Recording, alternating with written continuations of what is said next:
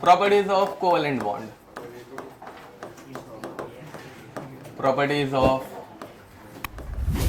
Covalent bond लिखो बे, properties of covalent bond.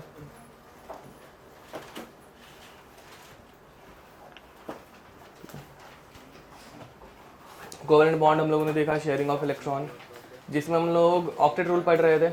Octet rule मतलब आउटर मोस्ट में कितने इलेक्ट्रॉन रहने चाहिए, 8 इलेक्ट्रॉन रहने चाहिए, ठीक है। फिर बाद में हम लोगों ने SO3 एंड ऐसे कुछ एग्जांपल्स देखे जिसमें ऑक्टेट रूल बना फॉलो करने के लिए वो क्या कर रहे हैं, अपने लोन पेयर्स को डोनेट कर रहा है। लोन पेयर जब एक ही आइटम डोनेट करता है और शेयर करता है, ठीक है, तो उस बॉन्ड को क्या बोलते हैं, कोऑर्डिनेट कोवेलेंट बॉन्ड, बराबर। ओके, अब प्रॉपर्टीज ऑफ कोवेलेंट बॉन्ड, जिसमें सबसे पहले हम लोग लिखने वाले melting point and boiling point.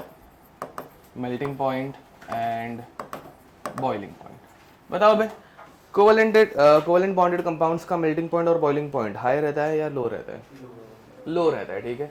अगर तुम लोग कोई भी एक कंपाउंड ले लो, मतलब आयनिक कंपाउंड NaCl, सॉलिड में लिक्विड या गैस, सॉलिड, ठीक है। उसी बदले अगर कोवेलेंट में मीथेन का एग्जांपल ले लूँ, CH4, मीथेन सुना होगा ना भाई, तो वो क्या रहता है, सॉलिड लिक्विड गैस, गैस रहता है। Alcohol, ethyl alcohol, C2H5OH, solid liquid gas, liquid, समझ में आ रहा है। उनके सॉलिड्स जो रहते हैं ना वो भी बहुत सॉफ्ट रहता है, ठीक है। तो जैसे कि कोई एक ऑर्गेनिक सॉलिड का एग्जांपल बता सकते हो, वैक्स, कैंडल वैक्स देखा होगा ना, तो वो हार्ड सॉलिड रहता है या सॉफ्ट सॉलिड रहता है, सॉफ्ट सॉलिड रहता है, समझ में आ रहा है। उसका मेल्टिंग पॉइंट भी बहुत कम रहता है, इजीली मेल्ट हो जाता है ना थोड़ी सी हीट में, ठीक है, वैसा। तो melting point and boiling point, they have very low melting point and boiling point, ठीक है। उनकी फिजिकल स्टेट, सेकंड, इनकी फिजिकल स्टेट क्या रहती है भाई, कॉमन फिजिकल स्टेट, गैस या फिर लिक्विड, ठीक है।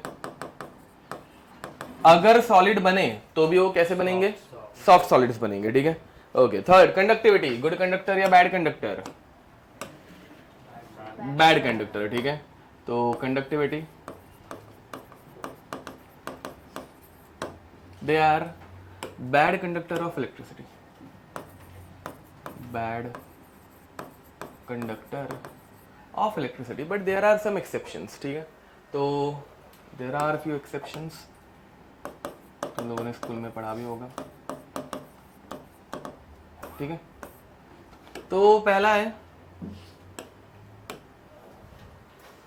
पोलर कंपाउंड्स, पहला है पोलर कंपाउंड्स, ठीक है, जिसमें तुम लोगों को एग्जांपल याद रखना है HCl जैसा या फिर HBr जैसा, ठीक है। अब देखो भाई,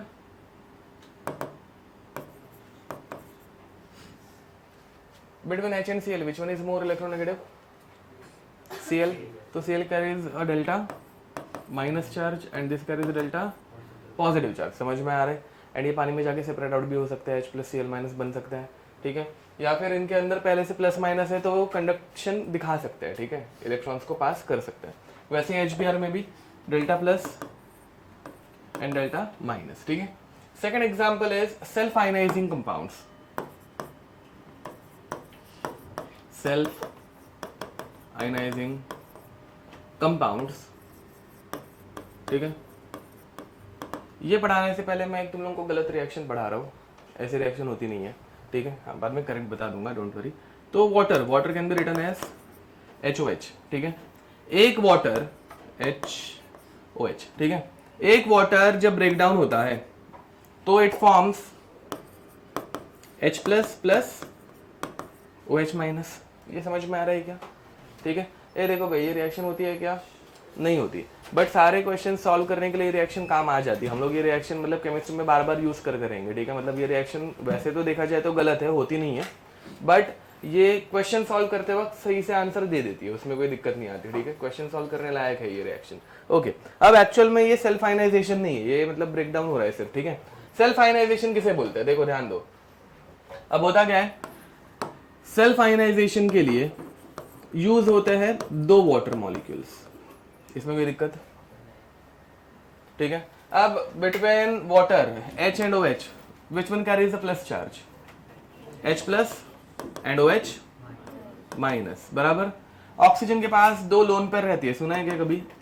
लास्ट लेक्चर में देखा भी था शायद से हम लोगों ने, ऑक्सीजन के पास 2 लोन पेयर्स रहती है। तो oxygen is electron rich and this hydrogen it is electron rich, electron deficient because it is carrying a positive charge, बराबर।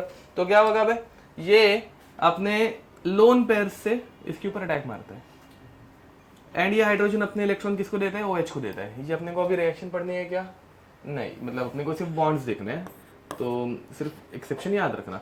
तो अभी देखो भाई, ऑक्सीजन में H ऐड हो गया, क्या बनेगा? H3O प्लस, क्योंकि ऑक्सीजन ने लोन पेयर दे दी, तो ये बनाता है H3O प्लस। लास्ट लेक्चर में हम लोगों ने बनाया भी था। प्लस बाहर क्या निकला? ये OH इलेक्ट्रॉन लेके निकला, तो क्या बनेगा? OH minus. ये प्रॉपर रिएक्शन है सेल्फ आयनाइजेशन, समझ में आ रहा है? वाटर ही खुद को आयनाइज कर रहा है, समझा?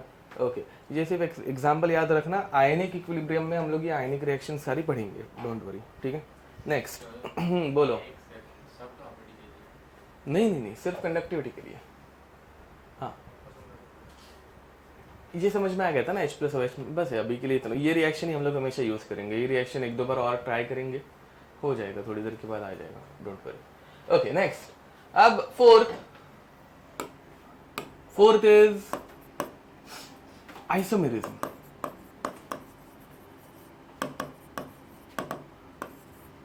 Okay, covalent compound, can they show isomerism? Yes, they can show isomerism, ठीक है। तो they can show isomerism, ठीक है। They can show isomerism. Isomerism का एग्जाम्पल तुम लोगों को पता होगा। कंपाउंड्स हैविंग सेम, मतलब डेफिनेशन तो पता ही होगी, compounds having same molecular formula but different structural formula, बराबर। ओके, तो 1-2 एग्जांपल लिख देते हैं। देखो भाई, CH3 CH2 CH2 CH2 CH3, ये एक आयनिक कंपाउंड है जो कि ऐसे एग्जिस्ट करता है। यही कंपाउंड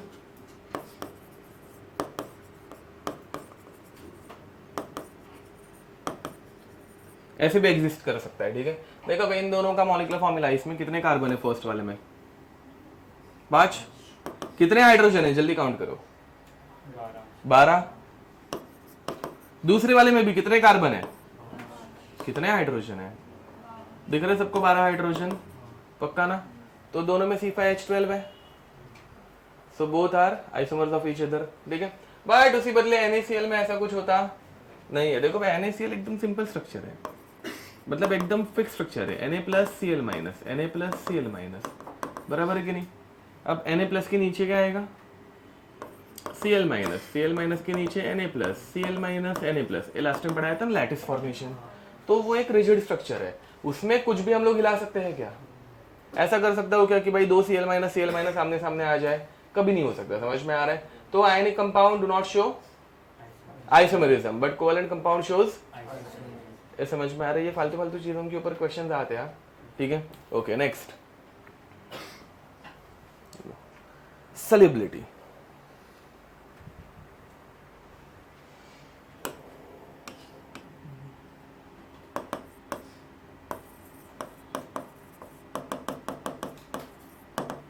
सॉल्युबिलिटी, ठीक है। तो लिखना है, जनरली इनसॉल्यूबल इन वाटर, ठीक है। मतलब वैक्स, पेट्रोल, डीजल, ये सारी चीज़ें पानी में डिसॉल्व नहीं होते, ठीक है। देयर आर सम एक्सेप्शंस, ठीक है, जो कि हम लोग बाद में देखेंगे। ओके, अब अगर ये ऐसे पेट्रोल डीजल में डिसॉल्व नहीं हो रही है, ठीक है, कोवेलेंट कंपाउंड्स, तो कौन से कंपाउंड्स में डिसॉल्व होंगे? ठीक है, तो लाइक डिसॉल्व्स लाइक, ये याद रखना। सुने कभी ऐसे लाइक डिसॉल्व्स लाइक? ठीक है, तो covalent compound generally covalent compounds में डिसॉल्व होना प्रेफर करता है। तो कोवेलेंट कंपाउंड्स मतलब कोवेलेंट सॉल्वेंट्स के कुछ एग्जांपल बताओ। इथेनॉल, ठीक है, और कोई? बेंजीन, ठीक है। तो ये ऐसे कंपाउंड्स में डिसॉल्व होना पसंद करते हैं, तो दे आर सॉल्युबल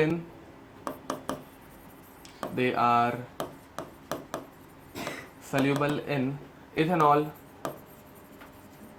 बेंजीन या फिर chloroform etcetera, chloroform etcetera. Sixth is types of reaction. Types of reaction, ठीक है। तो they have moderate rate of reaction, moderate to slow rate of reaction. ये रेट ऑफ रिएक्शन मतलब speed of reaction, ठीक है। तो इनकी रिएक्शंस जो है वो ऐसे एकदम स्लो या फिर मीडियम रेट पे, मॉडरेट रेट पे चलती है, ठीक है। इसका रीजन देख, आयनिक रिएक्शंस कैसी थी, वेरी फास्ट, ठीक है, सुपर फास्ट, ठीक है। तो बट ये रिएक्शंस जो है वो एकदम मॉडरेट है, क्यों?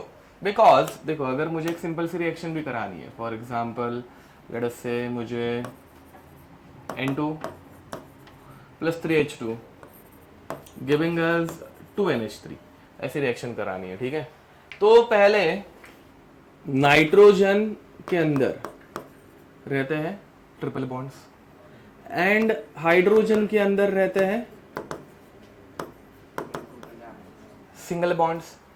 पहले रिएक्शन करने के लिए हम लोगों को इन बॉन्ड्स को क्या करना पड़ेगा, ब्रेक करना पड़ेगा, तोड़ना पड़ेगा।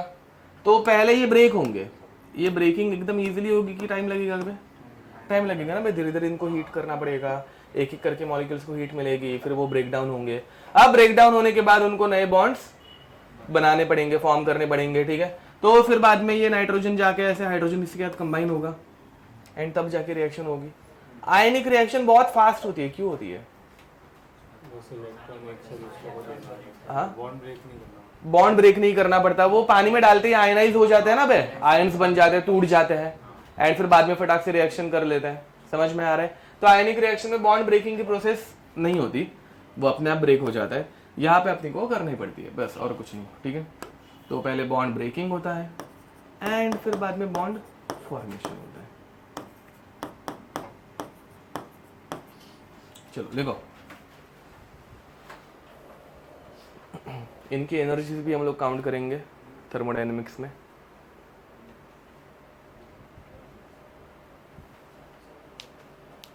हम लोगों ने थियरीज ऑफ बॉन्ड फॉर्मेशन लिख दी थी ना, कौन से पढ़ने वाले? ओके, ठीक है।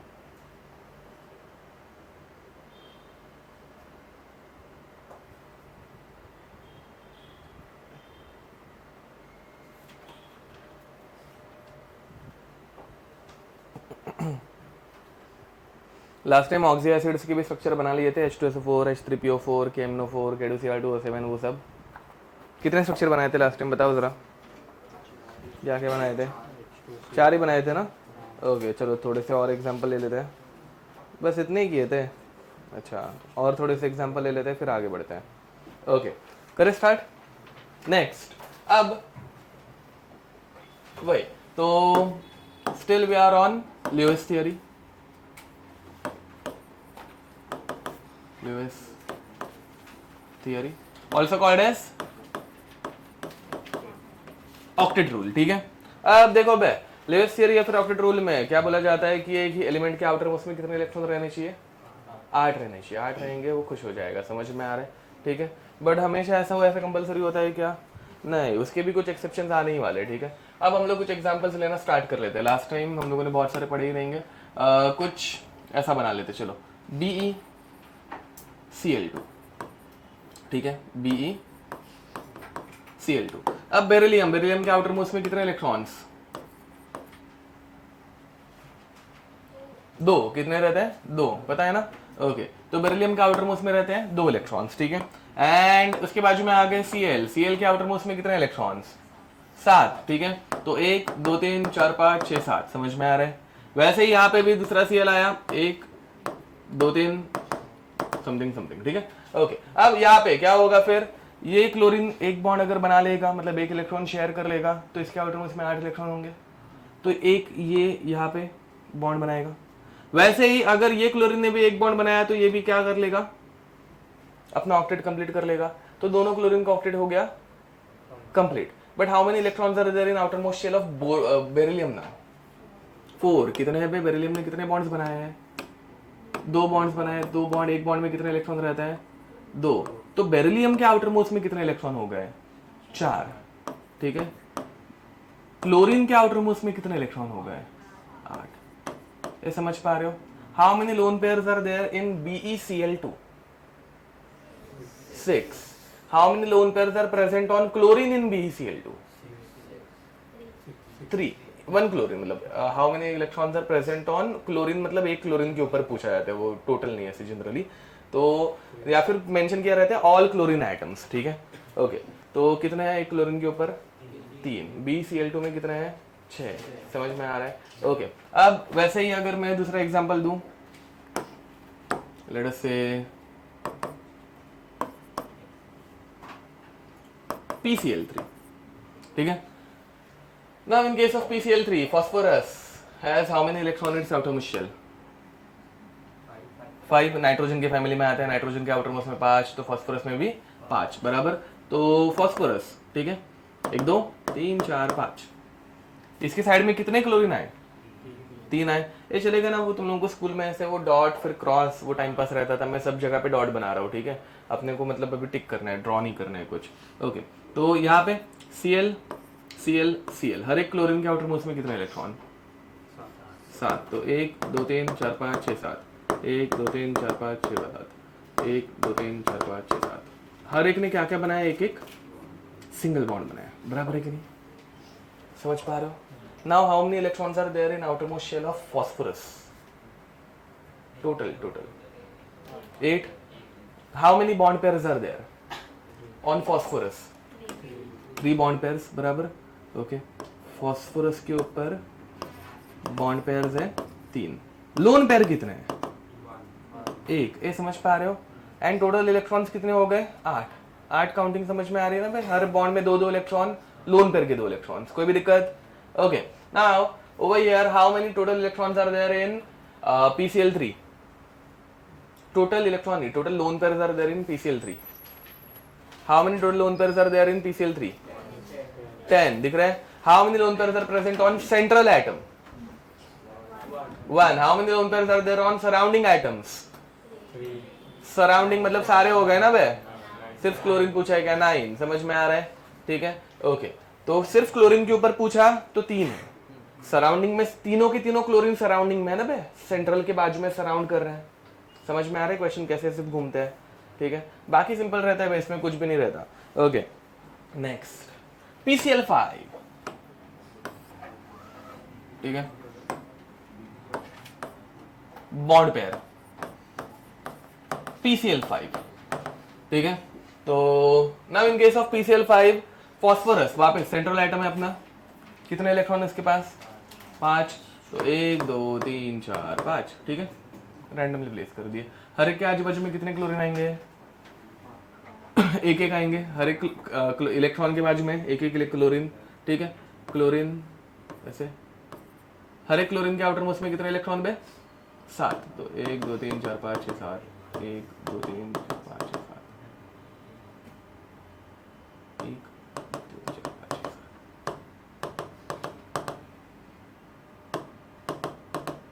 ठीक है। एंड यहाँ पे हर एक क्लोरीन फास्फोरस के साथ एक एक सिंगल बॉन्ड बनाएगा।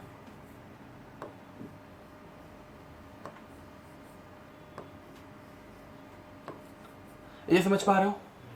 Okay, how many bond pairs are there? 5। Phosphorus की बात हो रही है, तो इसके पास बॉन्ड पेयर है 5। How many lone pairs are there? 0। Very nice, ठीक है। How many electrons are there in outer most shell of phosphorus, sorry in valence shell of phosphorus ना? 10 दिख रहा है। 5 बॉन्ड पेयर्स है, हर बॉन्ड में 2 इलेक्ट्रॉन्स, तो 10 है। How many total lone pairs are there in PCl5? 15 दिख रहा है। How many lone pairs are there on central atom in PCl5? 0। And how many lone pairs are there in surrounding atoms of PCl5? ये सबको surrounding and central समझ में आता है। Central मतलब बीच वाला जो फास्फोरस है उसके पास लोन पेयर नहीं है, एंड बाजू वाले, ठीक है, followed. Okay, next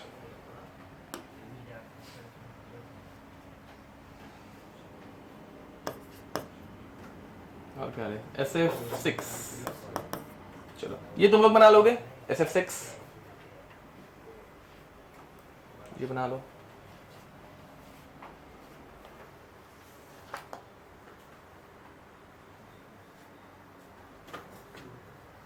lone pairs बनाओ फ्लोरीन के। ओके, तो सेम सल्फर के आउटर मोस्ट में कितने इलेक्ट्रॉन वो पता रहना चाहिए। सिर्फ कितने इलेक्ट्रॉन रहते हैं भाई? 6 रहते हैं। तो 1 2 3 4 5 6, ठीक है, ठीक है। एंड ये सबके साथ कौन बॉन्ड बनाने वाला है? फ्लोरीन, ठीक है। तो ऐसे फ्लोरीन आ जाएंगे बॉन्ड बनाने, ऐसे पहुंच गए। एंड ये जो फ्लोरीन है उसके आउटर मोस्ट में कितने इलेक्ट्रॉन्स, 6 रहता है, सॉरी 7 रहता है। तो 6 लोन पेयर के एंड एक बॉन्ड पेयर का, समझ में आ रहा है। तो ऐसे हर फ्लोरीन के ऊपर 3-3 लोन पेयर्स, ठीक है। ये फास्ट नहीं हो रहा है ना, पक्का, okay. And finally how many lone pairs are there on sulphur, 0 bond pairs 6 and total number of lone pairs in SF6 18, ठीक है, ओके, समझ में आ गया होगा तुम लोगों को। चलो let us move towards oxy acids. Oxy acids ये हम लोगों ने पहले भी बहुत बार पढ़ा है, मतलब ऑक्टेट रूल में ही, ऑक्टेट रूल में ही ऑक्सी एसिड्स के कुछ बॉन्ड्स कैसे बनते हैं, ठीक है। ये हम लोगों ने मोल कॉन्सेप्ट में एक बार देख लिया था। डायरेक्ट बॉन्ड बनाने पे इसमें हम लोगों को कुछ और ज़्यादा सोचना नहीं है, डायरेक्ट बॉन्ड्स बनाते जाने हैं, ठीक है। तो ये मोल कॉन्सेप्ट में भी हम लोगों ने देखा था। तो रूल्स एक बार चाहिए तो मैं लिख के दे देता हूँ। Oxy acids of first phosphorus, ठीक है। तो फॉर फॉस्फोरस ऑक्सी एसिड का रूल क्या था भाई, पहले क्या बनाने का 1, हाँ, P डबल बॉन्ड O, ठीक है। फिर बाद में क्या बनाने के, P single bond OH with remaining what, हाँ, ऑक्सीजन आइटम, जितने ऑक्सीजन बचेंगे उनके, ठीक है। एंड फिर बाद में तुम लोग ड्रॉ करोगे P' with remaining hydrogen items, ठीक है, रिमेनिंग हाइड्रोजन आइटम्स। ये पहले भी एक बार लिखाया हुआ है तो एकदम शॉर्ट में लिख के दे रहा हूँ, ठीक है, ओके। एक दो एग्जांपल मैं कर रहा हूँ, बाकी की तुम लोग करना, ठीक है। देखो भाई, H3PO4, H3PO2, H3PO3, H4, P2O7, H4, P2O5, ये नीचे लिखते हैं, H4, P2O5, H4, P2O6, ठीक है। देखो पहले क्या बनाने का, एक P double bond O, H3PO4 में एक P डबल बॉन्ड O बनाने के बाद कितने ऑक्सीजन बचे, 3 बचे। 3 बचे तो 3 OH बनाने के, कोई हाइड्रोजन बच रहा है क्या, नहीं बच रहा है, तो कुछ और लिखने की जरूरत ही नहीं है, ठीक है। H3PO2 में एक P डबल बॉन्ड O बनाया, कितने ऑक्सीजन बचे, एक ही बचा, एक ऑक्सीजन एक OH, एक H यूज किया, H3 में से एक H यूज किया, 2 H बच गए, तो कितने पीएच बॉन्ड्स, 2 पीएच बॉन्ड्स। जब ऑक्सीजन नहीं बचेगा तो पीएच बनाने का, ठीक है। एक लास्ट H4P2O7 बना रहा हूं, ठीक है। अब H4P2O7 में पहले 2 फॉस्फोरस है, तो दोनों फॉस्फोरस को एक P double bond O, P double bond O, इसमें थोड़ा सा अलग हो जाता है, याद होगा तो कंटिन्यू कर सकते हो। फिर बाद में कितने ऑक्सीजन बचे हैं, 5। पांचों ऑक्सीजन को इक्वली डिस्ट्रीब्यूट करना पड़ता है, ठीक है। तो पांचों ऑक्सीजन को इक्वली डिस्ट्रीब्यूट करेंगे तो एक OH यहां पे, एक OH यहां पर, तीसरा यहां पर, तो चौथा यहां पर। 5 ऑक्सीजन बचे थे ना अभी हम लोगों ने, 6 यहां पे ड्रॉ कर लिए, 5 बचे थे, एक कहां पे जाएगा अभी, फिर दोनों के बीच में रखने का, इक्वल डिस्ट्रीब्यूशन कर रहे हैं हमेशा, समझ में आ रहा है। तो इक्वल डिस्ट्रीब्यूट करते वक्त ये जो लास्ट है वो ऐसे बीच में आएगा, ठीक है। ये इसी चैप्टर में मैं वापस एक बार पढ़ाऊंगा, उसके बाद नहीं कभी पढ़ाऊंगा, ठीक है। मतलब 3 बार हो जाएगा, मोल में एक बार, अभी एक बार, एंड उसके बाद वापस इसी चैप्टर में एक बार रिवीजन होगी, ठीक है। उसके बाद तुम्हारा काम है ये। चलो देखो, चलो हो गया। Which of them has P' bond, last वाला आ गया ये, ठीक है। PP बॉन्ड उसके अंदर है। And how many of them has POP bonds, 2 है। How many of them has P' bonds,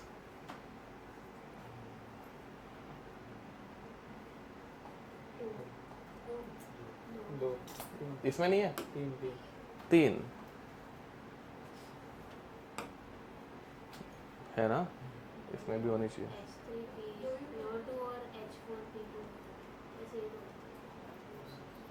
H3PO2 PO3 भी है और ये भी है H3PO3 भी। और एक किसी को कोई स्ट्रक्चर ड्रॉ करके चाहिए क्या? मैं सारे के सारे ड्रॉ कर रहा हूँ। चलो अब देखो भाई, इसमें भी एक P डबल बॉन्ड आएगा, फिर 2 ऑक्सीजन बच गए, 2 ऑक्सीजन बच गए तो 2 OH आएंगे, एंड फिर बाद में एक हाइड्रोजन बच गया तो एक H लिखने का। ये सबको समझ में आ रहा है?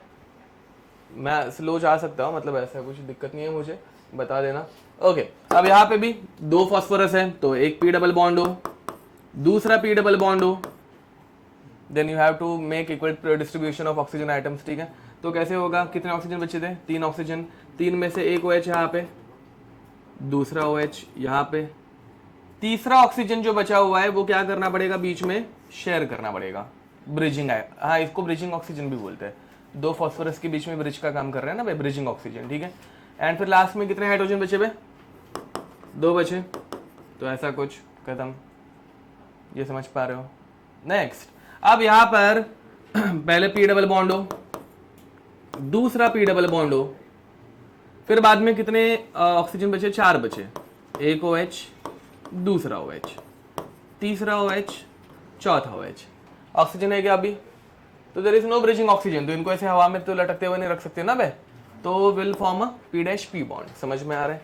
ये ऐसे वाले क्वेश्चन आए हुए हैं बहुत बार जेई में। ठीक है, कि विच of the following has PP bonds, या फिर और बहुत सारे। ठीक है, तो ये आते रहते हैं, याद रखना। नेक्स्ट आगे बढ़े, इनके नाम भी अपने को बाद में पढ़ना है, बाद में पढ़ा दूंगा। ये इसका नाम तो पता होगा ना भाई, इसका नाम क्या रहता है? Phosphoric acid. एक एसिड में से अगर एक ऑक्सीजन कम करे तो कौन सा एसिड बनता है? अज बनता है, फॉस्फोरस। समझ में आ रहा है? अज एसिड में से अगर और एक ऑक्सीजन कम करे तो हाइपो एसिड्स बनते हैं। सीक्वेंस है, मतलब इसे बोलते हैं एक, तो एक में से एक ऑक्सीजन कम किया तो क्या होता है? अज। अज में से अगर एक और एक कम कर दिया तो क्या होता है? हाइपो। तो इसका पूरा नाम क्या होगा? Hypo phosphorus. फॉस्फोरस में से एक कम किया ना बे, ये समझ में आ रहा है क्या? 2 शब्द रहते ना बे, एक हाइपो और एक हाइपर। हाइपर मतलब ज्यादा करना, हाइपो मतलब कम रहना। समझ में आ रहा है? तो फॉस्फोरस में से कम कर दिया तो हाइपो फॉस्फोरस एसिड। समझा? ठीक है, वैसे इनके भी है, बाकी होंगे वो बाद में कभी पढ़ लेंगे। ठीक है, चलो नेक्स्ट, बाद में मतलब इसी चैप्टर में पढ़ाऊंगा बट बाद में। अब oxy acids of atoms other than phosphorus. ठीक है, इनके लिए रूल्स एकदम सिंपल है। पहले क्या करने का? Single bond OH for all hydrogen atoms, फिर बाद में you will draw double bond O for remaining oxygen atoms. ठीक है, चलो भाई ड्रॉ करो। H2SO4, H2SO3, H2S2O7, H2S2O7, फिर H2,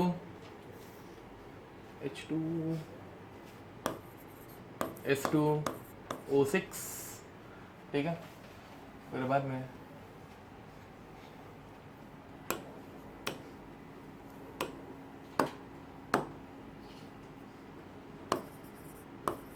H2CO3,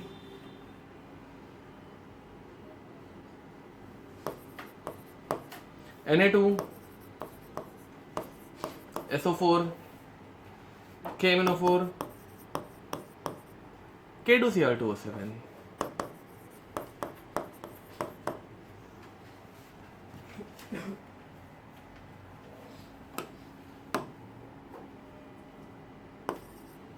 CrO4 2 minus,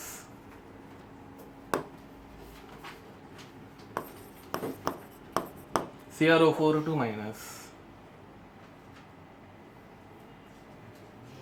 बस हो गया। कितने हो रहे हैं? 9 हो रहे हैं क्या? ऐसे ऑड नंबर हो रहा है। 10 कर लेंगे तो इवन हो जाएगा ना। कुछ तो ढूंढता हूँ, रुको। अरे हाँ, ये कैसे भूल गए हम लोग। HClO4, HClO4, HClO3, HClO2, अब 12 हो गए एकदम सही। ठीक है, चलो लिखो।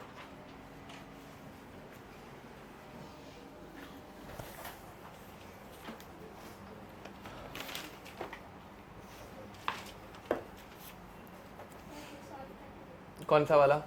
ओके, देखो भाई, 2-3 सॉल्व कर लेते हैं, तुम लोगों को आइडिया लग जाएगी। बताता हूँ। अच्छा, H2S2O7 वाला, ठीक है। ओके, अब देखो भाई, हाँ यस। अब देखो भाई, पहले क्या करने का, 2 सल्फर सेंट्रल आइटम बना दिए, फिर बाद में जितने H उतने OH विथ इक्वल डिस्ट्रीब्यूशन। ठीक है, तो इक्वल डिस्ट्रीब्यूशन मत भूलना। तो एक OH इसको, तो एक OH इसको, समझ पा रहे हो? फिर बाद में कितने ऑक्सीजन बचे? 5। You will draw double bond O with remaining oxygen atom. समझ में आ रहा है? तो double bond O with remaining oxygen atom, तो एक डबल बॉन्ड O यहाँ पे, दूसरा यहाँ पे, तीसरा, चौथा, पांचवा, खत्म। फॉलोड।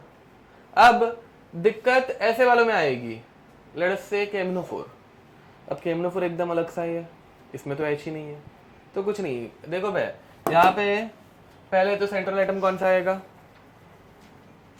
सेंट्रल एटम कौन है KMnO4 में? Mn है। कौन है? Mn। ठीक है, अब इस सेंट्रल एटम के अराउंड देखो भाई, पहला रूल था जितने H उतने OH। अब यहाँ पे H है क्या? यहाँ पे H के बदले क्या आया है? क्या है, बराबर।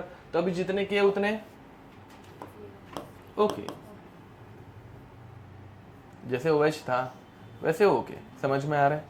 फिर बाद में कितने ऑक्सीजन बचे? 3 बचे, तो एक डबल बॉन्ड हो, डबल बॉन्ड हो, डबल बॉन्ड हो। समझ पा रहे हो? अब लेट अस से कि यहाँ पे एक माइनस वाला है ना, तो माइनस वाला भी एक एग्जांपल करा देता हूँ। यहाँ पे एक एग्जांपल में चेंज कर रहा हूँ ClO3 माइनस में, चलेगा? अब यहाँ पे H है क्या? नहीं, यहाँ पे क्या है? Cl है। Cl इसमें सेंट्रल आइटम। दूसरा क्या है? ऑक्सीजन तो हर जगह पे, और नया चीज क्या आया? -4। समझ में आ रहा है? तो H के बदले अभी क्या आ गया? -4, क्योंकि H प्लस निकलते हैं तो माइनस बचता है ना बे, समझे? तो माइनस वालों में जितना माइनस रहेगा उतना O माइनस। ए देखो बे, अगर H रहेगा तो OH, Na रहेगा ONa, K रहेगा OK, नेगेटिव रहेगा O माइनस। फॉलोड ना, मतलब अरे देखो ना, ये KMnO4 में से अगर ये K निकाल दूं, K प्लस निकला तो O माइनस बचता है, तब -4 जाता है। तो वैसे इसके पास भी कुछ H था या फिर K था, वो निकाल दिया, माइनस बचा। ठीक है, अब उसके बाद O माइनस हो गया, फिर बाद में कितने ऑक्सीजन बचे? 2 बचे। वो 2 ऑक्सीजन को क्या करोगे? डबल बॉन्ड हो, तो एक डबल बॉन्ड हो, दूसरा डबल बॉन्ड हो। ठीक है, चलो भाई बनाओ फटफट।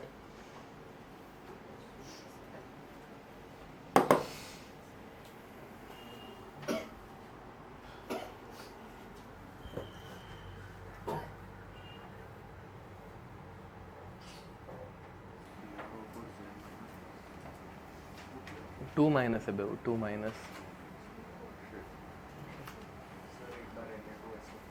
हाँ देखो, first you will draw the central atom. ठीक है, तो central atom is what? Sulphur.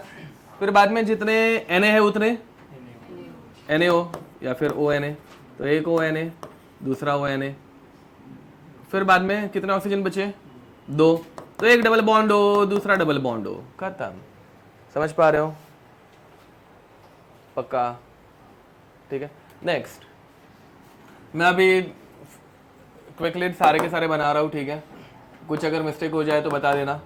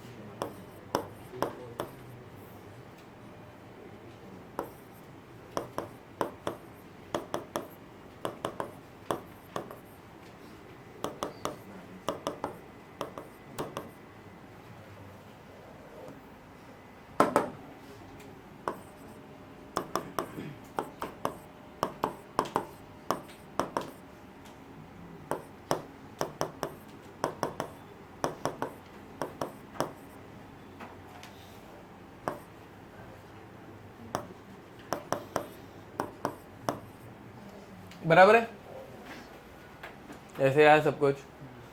तुम लोगों का शेप थोड़ा सा आड़ा टेढ़ा हुआ रहेगा बट ऐसे ही आया होगा। ए खुद से ड्रॉ कर रहे हो क्या, छाप रहे क्या हो गए इधर देख देख के बार बार। हाँ वो देखो देखो, तेरे लिए ही था वो ऐसे। हाँ ऐसे खुद से ड्रॉ करने का टाइम दिया था ना, मतलब ऐसे। हाँ नहीं तू बात कर रही थी, झूठ मत बोल। आप भी तू बात कर रही थी, झूठ मत बोल, समझे ना। अब ओके, अब देखो भाई, इसमें दूसरा एक क्वेश्चन आ सकता है, how many lone pairs are there, ठीक है। Now how to find lone pairs, तुम लोगों को सिर्फ आउटरमोस्ट में कितने इलेक्ट्रॉन रहते हैं वो पता रहना चाहिए, ठीक है। Now in case of H2SO4 how many lone pairs are there, तो first of all in sulphur not total lone pairs, how many lone pairs are there on central atom. अभी हम लोग सेंट्रल एटम की बात कर रहे हैं, surrounding के बाद में कभी देख लेंगे, ठीक है, सेंट्रल के बारे में। तो सल्फर के ऊपर कितने लोन पेयर्स है, सल्फर के आउटरमोस्ट में कितने इलेक्ट्रॉन रहते हैं, 6। तो देखो भाई 1 2 3 4 5 6, 6 के 6 बॉन्ड्स बनाने के लिए चले गए ना, मतलब कोवेलेंट बॉन्ड जब बनता है तो शेयरिंग ऑफ इलेक्ट्रॉन होता है, तो ये शेयरिंग ऑफ इलेक्ट्रॉन्स है, 6 के 6 इलेक्ट्रॉन्स इन्वॉल्व है, तो यहाँ पे कोवेलेंट बॉन्ड है सारे के सारे, तो लोन पेयर्स है क्या, नहीं। अब बाजू वाले में how many lone pairs are there on sulphur, तो देखो भाई 1 2 3 4 5 6, ये समझे क्या, पक्का, ओके। तो जिधर भी सल्फर 6 बॉन्ड्स बना रहा है वहां पे उसके पास लोन पेयर्स नहीं है, ये आगे वालों में दोनों में लोन पेयर्स नहीं है, एक बार खुद से काउंट कर लेना, ठीक है। अब how many lone pairs are there on carbon, 0 होगा, कार्बन के आउटरमोस्ट में कितने इलेक्ट्रॉन्स, 4, तो 1 2 3 4, चारों के चारों ऑक्यूपाइड। ये सल्फर खुद से ड्रॉ कर लेना। अब जिनमें लोन पेयर्स है ना, हाँ ये मैंगनीज क्रोमियम और ये वाला क्रोमियम, मेटल के लिए अभी इस साल हम लोग कुछ पढ़ने नहीं वाले हैं ज्यादा, तो मेटल को स्किप मार दो।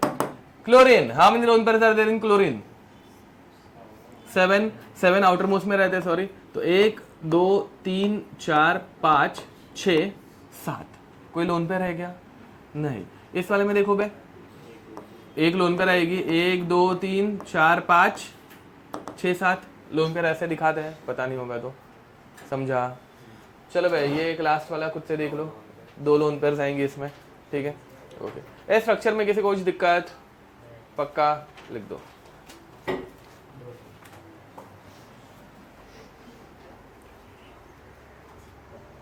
अरे बारिश हो गई, कोई नहीं, आज पूरा दिन मैं यहाँ पे ही हूँ।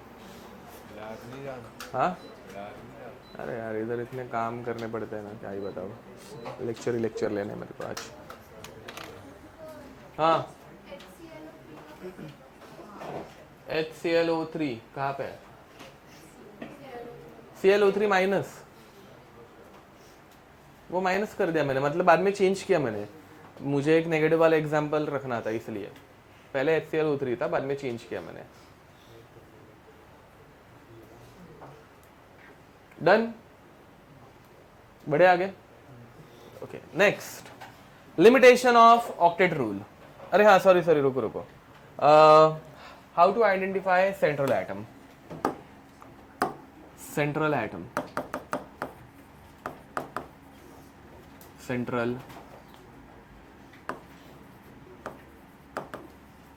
Atom. Point number 1, it is present in least number, ठीक है, इसके नंबर सबसे कम रहेंगे, जैसे H2SO4 में सल्फर बहुत कम रहता है, तू सीधा बैठ ना, वैसे क्यों, मतलब ना ऐसे, हाँ ओके, नहीं तो अभी वो तू एक बेंच पीछे जाएगी, ठीक है, ओके। अब least in number, point number 2, ठीक है, can form multiple bonds, can form multiple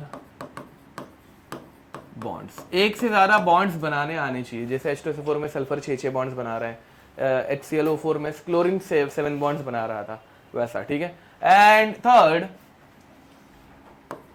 can form double bond, can form double bonds. Point number 4, it is least electronegative, least electronegative, ठीक है। इसमें एक नोट लिखेंगे जो काम आएगी तुम लोगों को आगे जाके,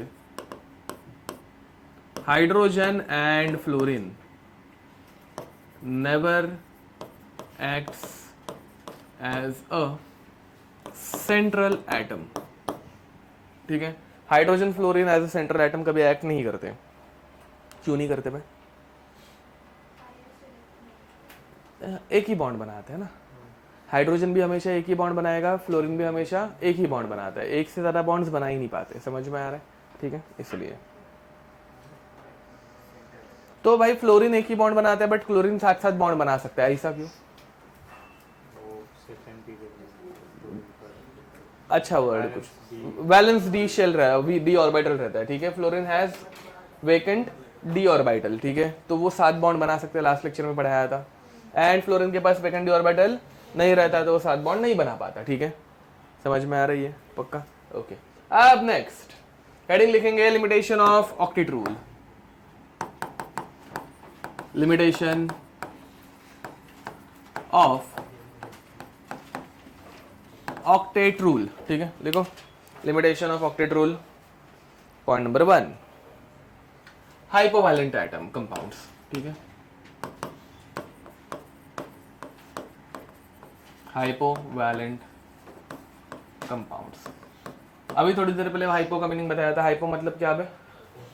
कम, समझ में आ रहा है? एंड वैलेंट मतलब वैलेंसी 8 से कम, ठीक है, तो less than 8 electron in outermost shell, less than 8 electron in outermost shell, ठीक है। इसके एग्जाम्पल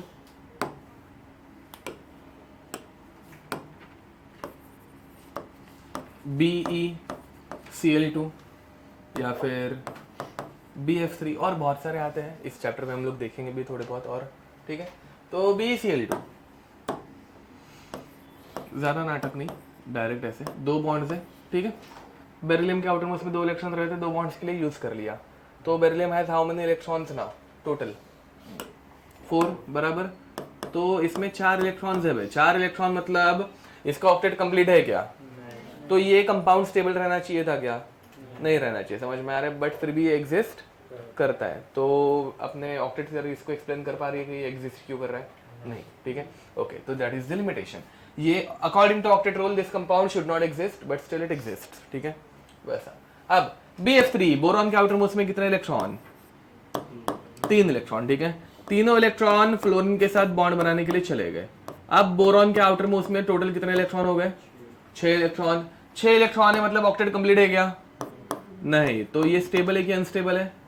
अनस्टेबल है according to Lewis theory, but actual में ये स्टेबल है, समझ में आ रहा है? ऑक्टेट रूल के अकॉर्डिंगली ये अनस्टेबल है बट एक्चुअल में ये स्टेबल रहता है, तो this is the limitation. Next, hypervalent compounds.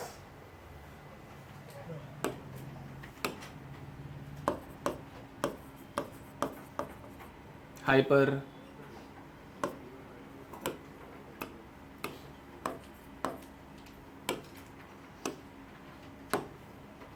ये क्या किया मैंने? हाइपर वैलेंट कंपाउंड्स, ठीक है। हाइपर वैलेंट कंपाउंड्स में एग्जांपल ऑक्सी एसिड्स, तो सारे के सारे ऑलमोस्ट यस, ठीक है, या फिर जो एनसीईआरटी में कॉमनली यूज किया हुआ है PCl5 एंड SF6, ठीक है। बाकी भी कोई भी ले लो, पे ऑक्सी एसिड से भी हम लोगों ने इतने सारे देखे थे ना, सब में बहुत ज्यादा वैलेंसी हो रही थी, 6 बॉन्ड्स बन रहे थे, ठीक है। या फिर PCl5 के आउटर मोस्ट में कितने इलेक्ट्रॉन है फास्फोरस के पास? 10 है, ये समझ पा रहे हो? PCl5 ऊपर आराम से स्ट्रक्चर बनाया था। एंड SF6 में सल्फर के आउटर मोस्ट में कितने इलेक्ट्रॉन है? 12 इलेक्ट्रॉन है, ठीक है। तो 10 electrons in outermost shell and 12 electrons in outermost shell, ठीक है, लिख दो।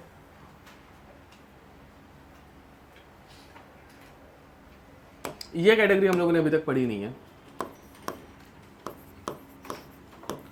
ऑड नंबर ऑफ इलेक्ट्रॉन्स, ठीक है, ऑड नंबर ऑफ इलेक्ट्रॉन्स। इसमें हम लोगों को 2 एग्जाम्पल देखना है, ये जरा देखना, ध्यान देना। एक है NO एंड दूसरा है NO2, ठीक है, NO एंड NO2। बताओ भाई, नाइट्रोजन के आउटर मोस्ट में कितने इलेक्ट्रॉन्स? 5, 1 2 3 4 5। ऑक्सीजन के आउटर मोस्ट में 6, 1 2 3 4 5 6, दोनों ने क्या बनाया, डबल बॉन्ड। डबल बॉन्ड बनाते ही ऑक्सीजन का ऑक्टेट हो गया कंप्लीट। देखो भाई ऑक्सीजन के आउटर मोस्ट में भी 8 इलेक्ट्रॉन दिख रहे हैं क्या तुम लोगों को, ना दिख रहे हैं 8 इलेक्ट्रॉन सबको, लोन पेयर के 4, बॉन्ड पेयर के 4, 8 हो गए। बट नाइट्रोजन के आउटर मोस्ट में कितने इलेक्ट्रॉन्स है, 7। समझ में आ रहा है। तो अकॉर्डिंग टू ऑक्टेट रूल ये कंपाउंड एग्जिस्ट करना चाहिए क्या, नहीं करना चाहिए, बट ये कंपाउंड एग्जिस्ट करता है। समझ में आ रहा है। सो ये एक एक्सेप्शन हो गया। यहाँ पे नाइट्रोजन के आउटर मोस्ट में 7 इलेक्ट्रॉन्स है, ऑक्सीजन के आउटर मोस्ट में 8 इलेक्ट्रॉन्स है। ठीक है, दिस कंपाउंड इज डायमैग्नेटिक या पैरामैग्नेटिक, क्यों,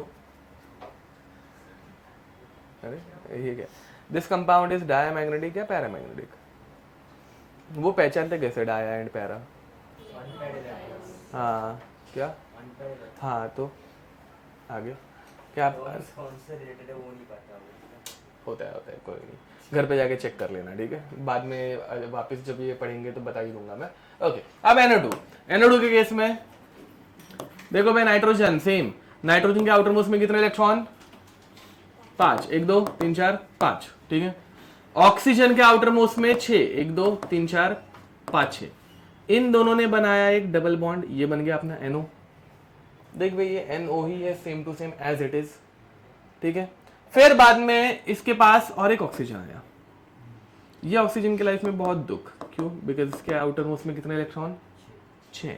ठीक है, तो अब इसको कौन इलेक्ट्रॉन देगा, नाइट्रोजन अपनी कौन से इलेक्ट्रॉन देगा भाई इसको, लोन पेयर के। जब एक ही एटम दोनों इलेक्ट्रॉन्स शेयर करते हैं, वापस देखना भाई यहाँ पे हमारे नाइट्रोजन के पास एक लोन पेयर थी पहले से, समझ में आ रहा है, वो लोन पेयर अब ऑक्सीजन को इलेक्ट्रॉन चाहिए तो नाइट्रोजन डोनेट करने वाला है। ठीक है, तो नाइट्रोजन ने अपना एक इलेक्ट्रॉन खुद के पास रखा, दूसरा इलेक्ट्रॉन ऑक्सीजन को दिया, दोनों में एक एक इलेक्ट्रॉन की शेयरिंग हो गई, तो दोनों के बीच में कौन सा बॉन्ड बना, coordinate covalent bond. Nitrogen is donating it's electron, it will carry with charge, plus जो इलेक्ट्रॉन डोनेट करेगा उसके ऊपर कौन सा चार्ज आएगा, प्लस जो इलेक्ट्रॉन एक्सेप्ट करेगा उसके ऊपर कौन सा चार्ज आएगा, माइनस। ये समझ में आ रहा है क्या, पक्का, डबल बॉन्ड क्यों नहीं बनाते, कहाँ पे, ऑक्सीजन के पास भी तो 2 इलेक्ट्रॉन, ओके, ये ऑर्बिटल्स काउंट करके, हाँ समझा, ऑर्बिटल्स काउंट करके। अगर ऑर्बिटल्स काउंट करोगे तो 4 बॉन्ड और एक एक्स्ट्रा इलेक्ट्रॉन, तो 5 ऑर्बिटल चाहिए, बट नाइट्रोजन के पास कितना है, वैसा। ठीक है, नहीं ये लिमिटेशंस है, हाँ, बट हाइपो एंड हाइपर दोनों में इवन नंबर ऑफ इलेक्ट्रॉन्स ही हमेशा है, हमेशा इलेक्ट्रॉन्स की पेयर्स थी, ये पहली बार, हाँ तो वही तो अलग था, मतलब इसलिए मैं डाया एंड पैरा पूछा था, क्योंकि ये कंपाउंड ऐसे थे जो कि पैरा मिल रहे थे, मैं ही बता देता हूँ, मतलब बाकी सारे डाया थे, ये पैरा थे, क्यों थे, because they have odd number of electrons but there was no explanation, वैसा, तो ये अलग में ही हो गया ना, ये पैरा मैग्नेटिक इसलिए अलग है वैसा। ओके नेक्स्ट, अब इसके बाद लास्ट की 2 पॉइंट्स जो अभी हम लोगों को स्टडी नहीं करना है। ठीक है, तो could not explain geometry and shape of compound, could not explain geometry and shape of compound। ये देखो मैं, अब अगर पीछे तुम लोग कुछ एग्जांपल्स ध्यान दोगे तो मैंने ये HClO2 को ऐसा कुछ टेढ़ा बनाया था क्योंकि मुझे इसका शेप पता है, तुम लोगों ने शायद से इसको सीधा बनाया होगा क्योंकि तुम लोगों को उसका शेप पता, क्योंकि थियरी नहीं बता रही है ना भाई, ये समझ में आ रहा है। ठीक है, तो could not explain geometry and shape of this compound, या फिर ये भी देखो मेरे सारे कंपाउंड जैसे ना ऐसे सेम पैटर्न को फॉलो कर रहे हैं, ये वाला पैटर्न यहाँ पे ऐसे टेढ़ा कर दिया मैंने, सिर्फ दिख रहा है ना, ये ऐसा था, इसको ऐसा घुमा दिया सिर्फ। ठीक है, बट ये पैटर्न कंटिन्यूड है क्योंकि इनका शेप ऐसे ही दिखता है, ये सब देखो मैं सारे के सारे मेरे कंपाउंड, इसमें भी ये इसका शेप जो है ऐसे ऐसा बनाया मैंने, ऐसे ट्रायंगल जैसा। ठीक है, क्योंकि मुझे शेप्स पता है, तुम लोगों ने शायद से उनको सीधा ऐसे स्क्वायर वेयर कुछ तो बनाया होगा। ठीक है, वो आगे जाके हम लोग पढ़ने वाले हैं, ये थियरी नहीं बताती है। Next and last 5th point, फिर ये थियरी खत्म।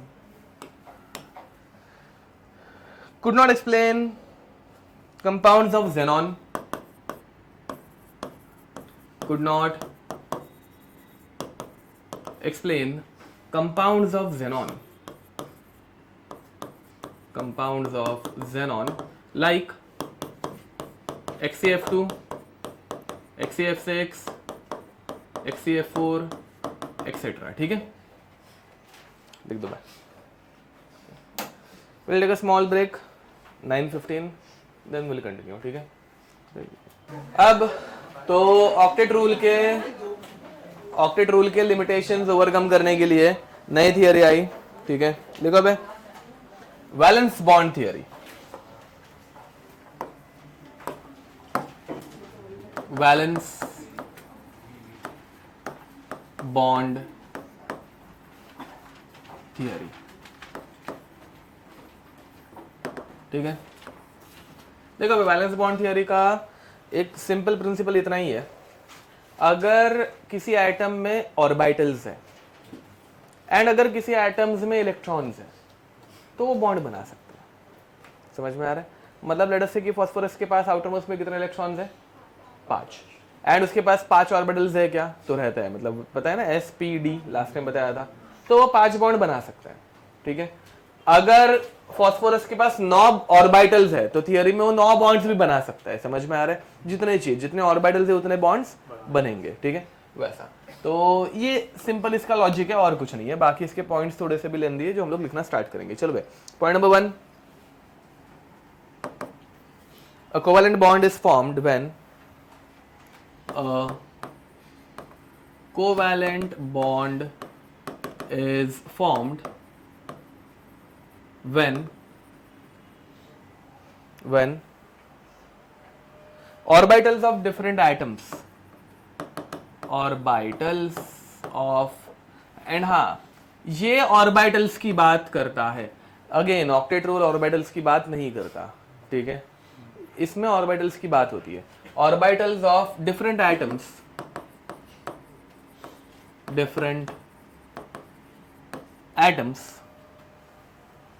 overlaps with each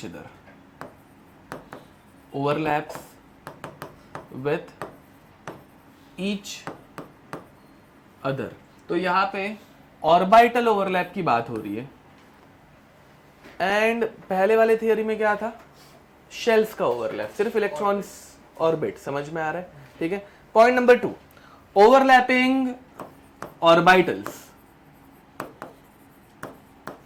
overlapping orbitals must contain unpaired electrons. ठीक है, ध्यान दो भाई. एक ऑर्बिटल में एक टाइम पे कितने इलेक्ट्रॉन रहते हैं? एक ऑर्बिटल में 2 इलेक्ट्रॉन रहते हैं. कितने रहते हैं? 2. अब इन दोनों में 2 इलेक्ट्रॉन्स हैं, तो इनको कुछ मतलब ओवरलैप या फिर शेयरिंग कुछ करने की जरूरत है क्या? नहीं. समझ में आ रहा है? तो ये जो ऑर्बिटल्स है इनके अंदर जो इलेक्ट्रॉन्स रहने चाहिए वो कैसे रहने चाहिए? अनपेयर्ड. कैसे रहने चाहिए? अनपेयर्ड. समझ में आ रहा है? अब ये दोनों ओवरलैप कर सकते हैं क्या? अब अगर ये दोनों ने ओवरलैप कर लिया तो इनके ऐसे इलेक्ट्रॉन आएंगे. मुझे मतलब एक ऑर्बिटल में ऐसे इलेक्ट्रॉन रह सकते हैं क्या? नहीं. इलेक्ट्रॉन कैसे रहने चाहिए? एक सीधा और एक उल्टा, बराबर. मतलब एक क्लॉकवाइज, दूसरा एंटी क्लॉकवाइज. ठीक है, तो यहां पर जब एक ऑर्बिटल में कैसे क्लॉकवाइज इलेक्ट्रॉन रहेगा और दूसरे ऑर्बिटल में ऐसा, तब जाके ओवरलैप हो सकता है. समझ में आ रहा है? वो वहां पे आते हैं अपना पॉइंट नंबर 3. ठीक है, overlapping electrons should have different spin या फिर अपोजिट स्पिन. ठीक है, overlapping electrons should have opposite spin. ठीक है. Point number 4,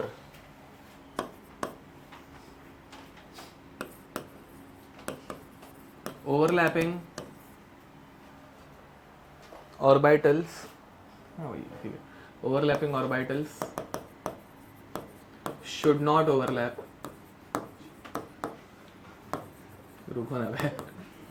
more than, complete सुनो तो, मोर देन 50%. ठीक है,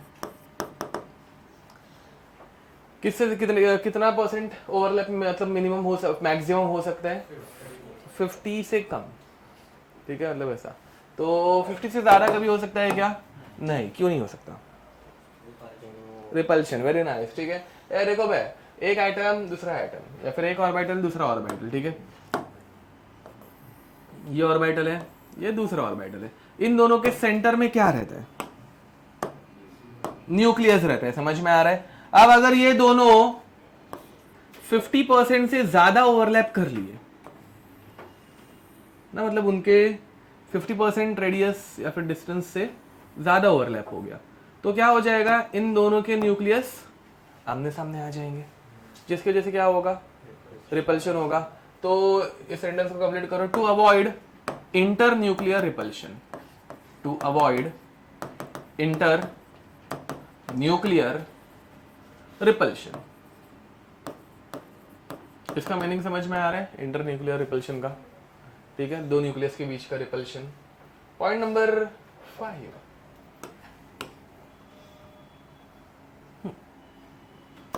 greater the extent of overlapping, greater the extent of overlapping, stronger the bond formed, stronger is the bond formed,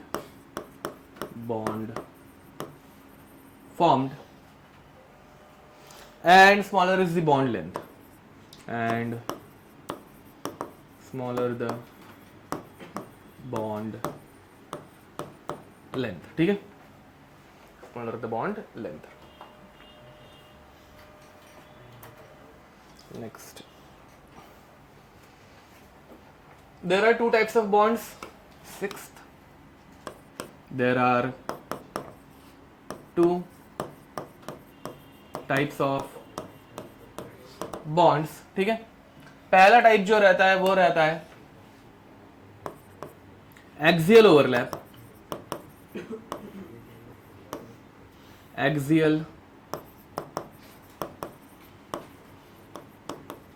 overlap, axial overlap is also called as a sigma bond, ठीक है, and it is a strong bond, strong bond. And lateral overlap, lateral overlap जिसे बोला जाता है pi bond, ठीक है, and it is a weak bond, weak bond, ठीक है। अब इसका मीनिंग समझते हैं, देखो भाई,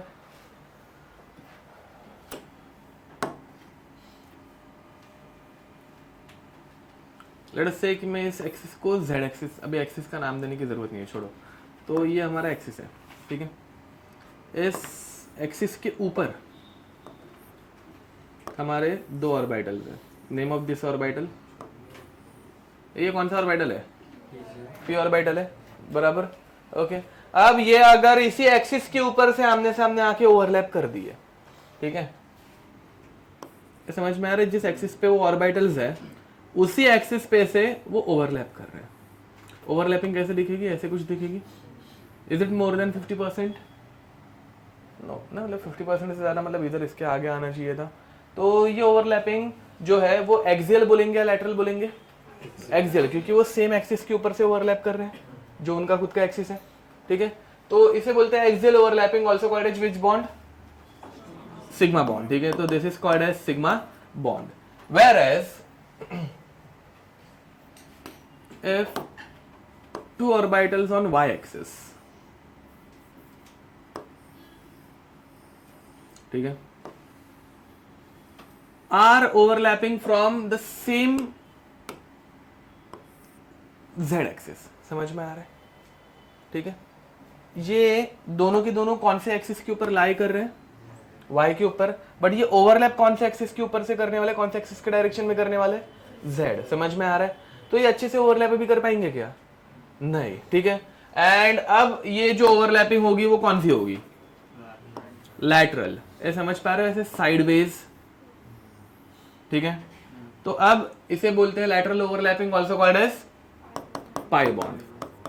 ज्यादा ओवरलैपिंग कहाँ पे हो रही है सिग्मा बॉन्ड में या पाई बॉन्ड में? सिग्मा बॉन्ड में। समझ में आ रहा है? ऐसे मतलब ये अच्छे से पकड़ पाएगा। यहाँ पे तो मतलब बहुत वीक इंटरेक्शन रहेगा। तो sigma bond is stronger bond and pi bond is a weaker bond. Doubt? तुम लोगों को समझ में आ रहा है ना? वैसे ऐसे एकदम मरे मरे लग रहे हो बट समझ में तो आ रहा है ना? ओके। इनऑर्गेनिक केमिस्ट्री पढ़ते वक्त थोड़ा से रहता है दिक्कत, ठीक है, बट क्वेश्चन इजीली हो जाता है, ठीक है। हाँ, तो इतना याद रखना कि विच one is stronger? Sigma bond is stronger, ठीक है।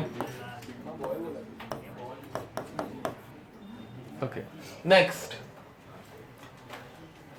पॉइंट नंबर कौन सा था? 7। ओके, हाँ,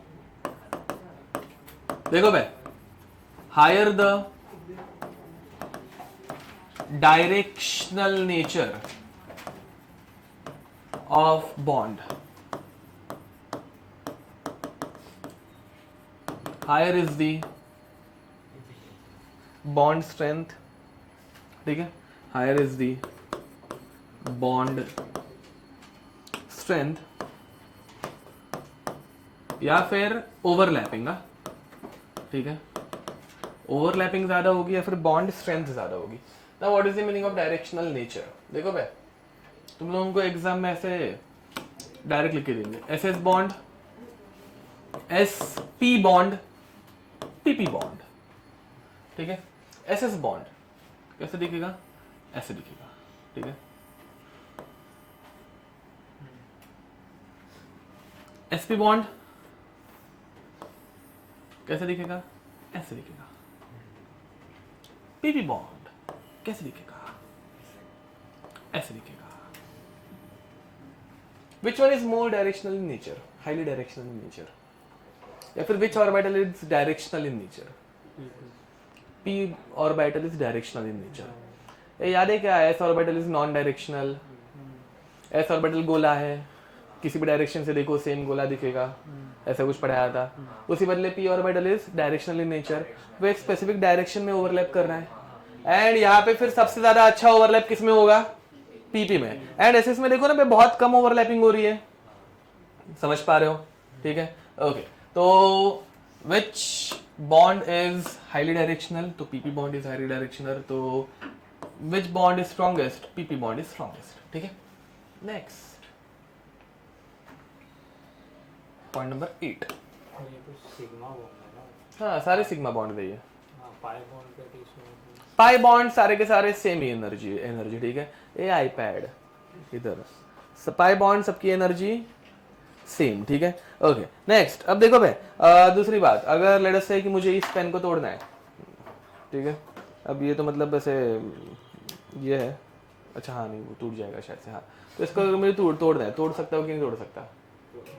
तोड़ सकता हूँ, बराबर। उसी बदले मुझे इस कैप को तोड़ना है, तोड़ पाऊंगा? मैं जान निकल जाएगी साला, बट इसको मतलब बहुत अगर एकदम ताकत लगा के ऐसे कुछ लोग ट्राई करूँ तो शायद से टूट जाए, ऐसे 10-12 बार ऐसे घुमा घुमा के। बट इसको तोड़ना इजी होगा क्या? बट पेन को तोड़ना क्यूब है। हाँ, समझ में आ रहा है? तो जितनी ज्यादा बॉन्ड लेंथ होगी उतनी कम बॉन्ड स्ट्रेंथ होगी, समझ में आ रहा है? एंड जितनी छोटी बॉन्ड लेंथ होगी उतनी ज्यादा फॉलोड। ओके, तो bond length and bond strength they are directly proportional है इनवर्सली प्रोपोर्शनल? इनवर्सली प्रोपोर्शनल, ठीक है। तो 8 point, closer the distance between from the nucleus, closer the distance from the nucleus, from the nucleus, stronger is the bond formed, stronger is the bond formed, ठीक है। मतलब अब अगर तुम लोगों को पूछा जाए कि बॉन्ड स्ट्रेंथ किसकी ज्यादा, 1s 1s की, 2s 2s की, 3s 3s की, तो बॉन्ड स्ट्रेंथ सबसे ज्यादा किस में रहती है? 1s 1s। ये समझ में आ रहा है? क्यों? बिकॉज 1s 1s छोटा बॉन्ड, छोटा बॉन्ड मतलब फर्स्ट ऑर्बिटल में छोटे ओवरलैपिंग होगी, छोटी ओवरलैपिंग मतलब स्ट्रॉन्गर ओवरलैपिंग। ये सबको समझ में आ रहा है? पक्का? ठीक है। या फिर यहाँ पे ऐसे याद रखना, bond strength is inversely proportional to bond length, ठीक है, बॉन्ड लेंथ के इनवर्सली प्रोपोर्शनल रहता है, तो 1s ज्यादा पावरफुल एंड बाद में 2s एंड बाद में 3s। अब अगर ऐसा क्वेश्चन आ जाए, ऐसे क्वेश्चन में तुम लोगों को दिक्कत होती है, 1s 2s 2s2p 2p2p,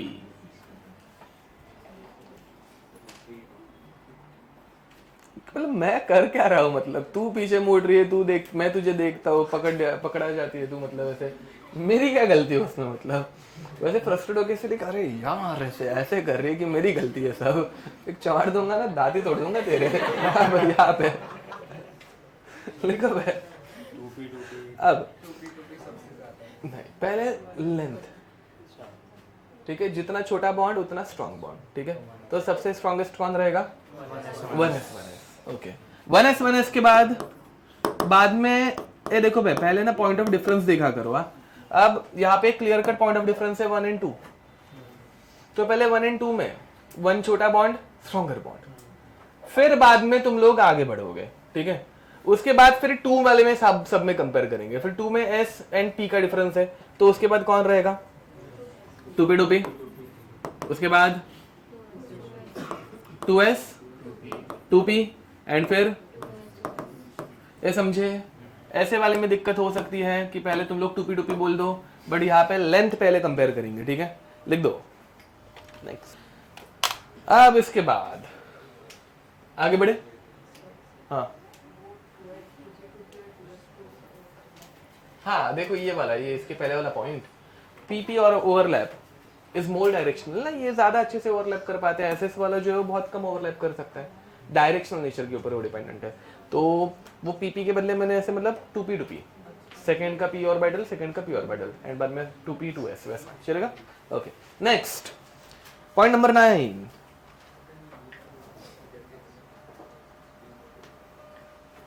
because of directional nature of bonds, orbitals, because of directional nature of orbitals, bonds also gain directional nature,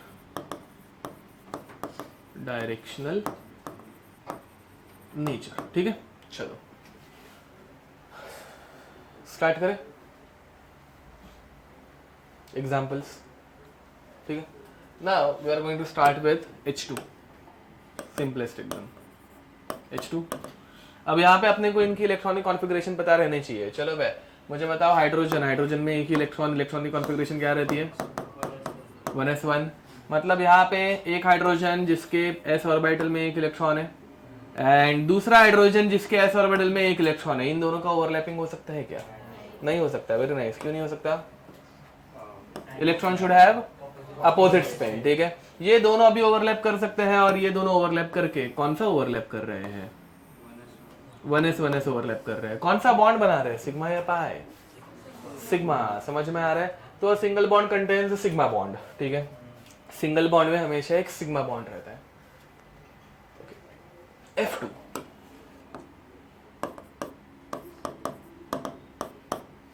fluorine की इलेक्ट्रॉनिक कॉन्फ़िगरेशन एटॉमिक नंबर 9 कैसे होता है, 1s2 2s2 2p5, ठीक है। फ्लोरीन में bond बनाने वाला electron कौन है,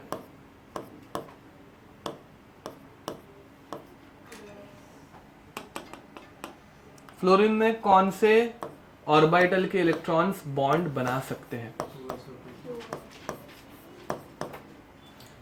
कौन से ऑर्बिटल के बॉन्ड्स इलेक्ट्रॉन कौन से ऑर्बिटल के इलेक्ट्रॉन्स बॉन्ड बना सकते हैं, मतलब हाँ क्यों, नहीं गलत, थियरी के पॉइंट्स वापस एक बार गो थ्रू करो, वहां पे टाइम पास, तुम लोगों को एक साथ कैसे बिठाया है, ये इन दोनों की जगह यहाँ पे ही है, सच चेंज करनी पड़ेगी, ऐसे कैसे तुम लोग दोनों कैसे एक साथ आ गए बे? अच्छा overlapping bond must have unpaired हाँ तो कौन बनाएगा? 2p बनाएगा। कौन बनाएगा? 2p। अगर तुम लोग ये पॉइंट्स देखो भाई, खुद से पॉइंट्स देखो और मतलब समझो, वो इजी हो जाएगा। Overlapping orbitals should have unpaired electrons. दिख रहा है क्या पॉइंट नंबर 3 या 4 दिखा? ठीक है, तो अनपेयर्ड इलेक्ट्रॉन होंगे तो ही ओवरलैपिंग हो सकता है। ठीक है, तो यहाँ पे कौन सा ऑर्बिटल ओवरलैप करेगा? 2p। p मतलब अपना ऐसा डंबल। ठीक है, तो ये कैसा, एक फ्लोरीन का डंबल शेप एंड ये दूसरे फ्लोरीन का ऐसा डंबल शेप, एंड ये दोनों में अनपेयर्ड इलेक्ट्रॉन्स है with opposite spin. Opposite spin वाले इलेक्ट्रॉन्स ही ओवरलैप कर सकते हैं, भूलना मत। तो यहाँ पे फ्लोरीन में कौन सा ओवरलैप है? 2p। ठीक है, चलो फटाक से HF तुम लोग बनाओ। H2 पढ़ाया, F2 पढ़ाया, अब HF तुम लोग करो। कर लोगे ना मैं? HF में कौन सा ओवरलैप होगा? Very nice.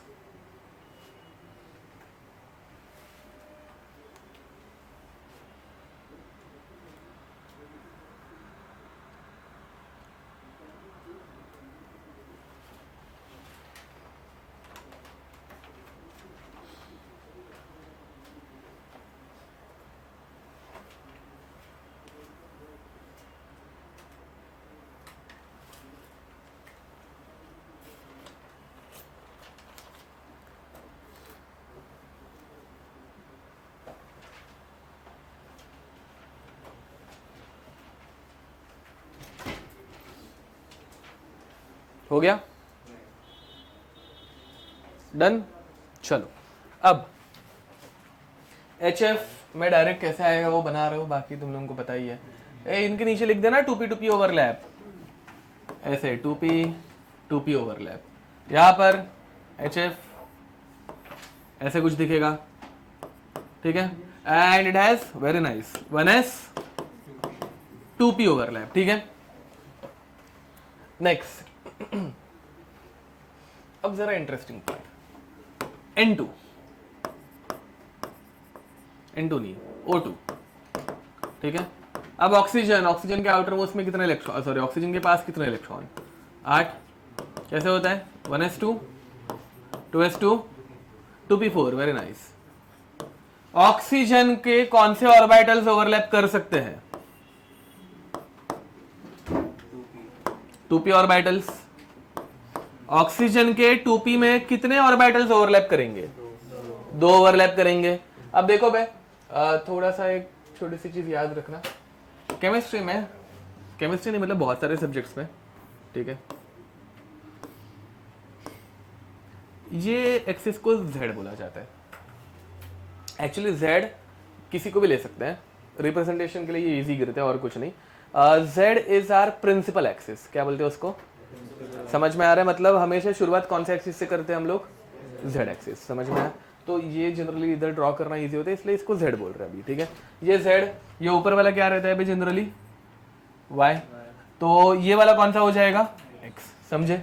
ओके, रुको, थैंक यू। अब यहां पर देखो बे, ये समझ में आ रहा है XYZ। अब इसमें अभी ऑक्सीजन का लेट अस से एक PZ है एंड दूसरा क्या है? PY। चलेगा, कुछ फर्क नहीं पड़ता बाद में। ठीक है, Z मतलब जिधर से हम लोग शुरुआत करने वाले, और कुछ नहीं। ठीक है, ओके। अब तो ऑक्सीजन के 2 ऑर्बिटल्स अभी ओवरलैप करने वाले हैं, एक PZ और दूसरा PY। दोनों में एक अनपेयर्ड इलेक्ट्रॉन। दूसरे ऑक्सीजन के 2 ऑर्बिटल्स PZ एंड PY, दोनों में एक अनपेयर्ड इलेक्ट्रॉन। इनमें क्या होगा? ओवरलैपिंग होगी। ओवरलैपिंग अभी ऐसे होगी, how many sigma bonds are formed? 1। And how many pi bonds are formed? 1। ये देखो भाई, सिग्मा मतलब ऐसे ओवरलैप करने वाले, पाई मतलब ऐसे, इसे लैटरल भी बोलते हैं, लैटरल ओवरलैप या फिर पाई ओवरलैप। ठीक है, एक्सियल ही है सिग्मा मत या फिर एक्सियल। ठीक है, ओके। तो यहां पर oxygen forms a double bond, but in that double bond how many sigma overlaps are there? 1।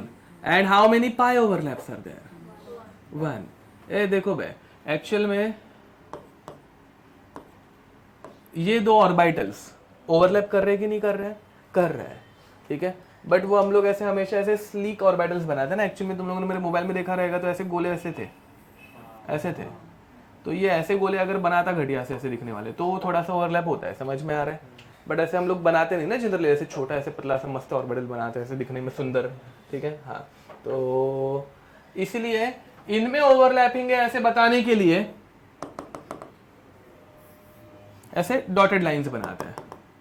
समझ पा रहे हो कुछ? दैट दे आर ओवरलैपिंग, ठीक है। यहां पे दो पाई बॉन्ड्स बन रहे हैं क्या? यहाँ पे दो पाई बॉन्ड्स बन रहे हैं क्या? नहीं, यहाँ पे एक ही है। ऊपर नीचे दोनों तरफ से ओवरलैपिंग होती है, समझ में आ रहा है? बट कितने पाई बॉन्ड्स बन रहे हैं? एक। So in oxygen double bond how many sigma bonds are there? One. And how many pi bonds are there? One. समझ में आ रहा है? Which bond is stronger, sigma या पाई?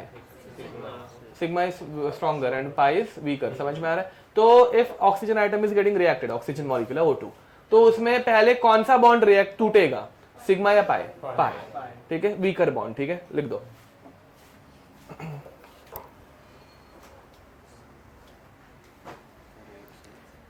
हाँ क्या? नहीं, ये क्या कॉफी है तो दारू नहीं है? क्या करेगा सब लेके? नहीं,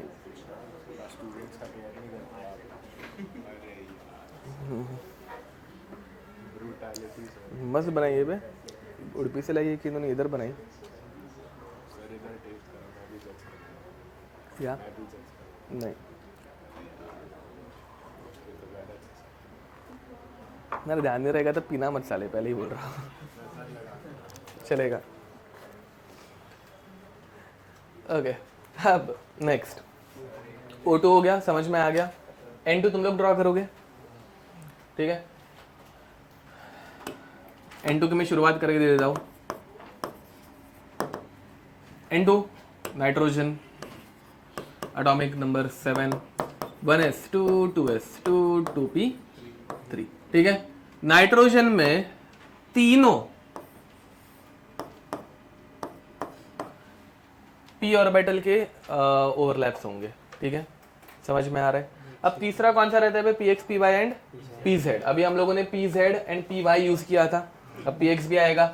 मैं ड्रॉ ही कर देता हूँ, छोड़ो, ड्रॉ करने में तो दिक्कत हो जाएगी। ये अपना और एक यहाँ पे आएगा, तुम लोग अलग से बनाने वाले हो, ठीक है। इधर किधर भी तुम लोगों को जहाँ पे अच्छा लगे एक इलेक्ट्रॉन घुसड़ देना, मतलब आगे पीछे, ये समझे। एंड फिर बाद में यहाँ पे ऐसा ऑर्बिटल दिखाओ,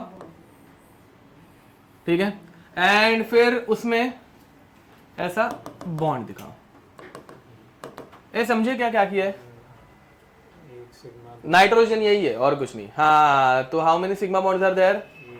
one. How many pi bonds are there? Two, ठीक है। तो उधर से we can conclude that in a single bond, if only a single bond is there, so it contains only sigma bond. If a double bond is there, in case of double bond it contains a sigma and pi bond, ठीक है, one sigma one pi bond. And in case of triple bond क्या होता है? One sigma plus two pi bonds, ठीक है, लिखो। यहाँ by the way which bond is strongest, single bond, double bond या ट्रिपल बॉन्ड? ट्रिपल बॉन्ड, क्योंकि उसमें तीन तीन बॉन्ड एट अ टाइम है ना बे, ठीक है। नहीं यार, किधर से लाई? उड़पी से लाई थी, मस्त मस्त थी, अच्छी लगी। कॉफी मस्त एकदम, ला के रखना चाहिए ना यार एक कॉफी मशीन। किरण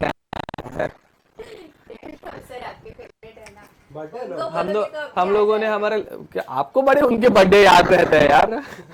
सर एक्साइटेड है परसों के लिए। हाँ, अच्छा परसों है, मुझे नहीं पता। नहीं सजेस्ट करत होती हैप्पी 50th बर्थडे किरण मैम करून आणायचे। वो मार देंगे मुझे बाबा, उनकी एज के ऊपर नो कमेंट। अरे रे रे रे, बाबा का लेक्चर उनके उनके केक के लिए आइडियाज अपने को महेश सर से लेने पड़ेंगे। वो भारी भारी आइडिया देते हैं, आइडिया बम बम डाल देंगे साला केक के अंदर वो।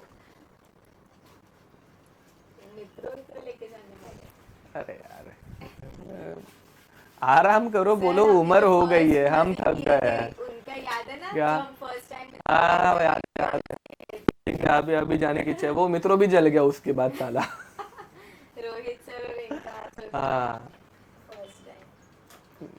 समझो आप। उसके बाद क्या पॉसिबिलिटी है? मलाड एक सीईटी एक मैं दे दूंगी। अरे मुझे एक और एक ये चाहिए था, ये 12 तो हो जाएगा रूबी, तो उसमें मुझे यहाँ पे एडवांस बैच के 3 मैं मैक्सिमम बोल रहा हूँ।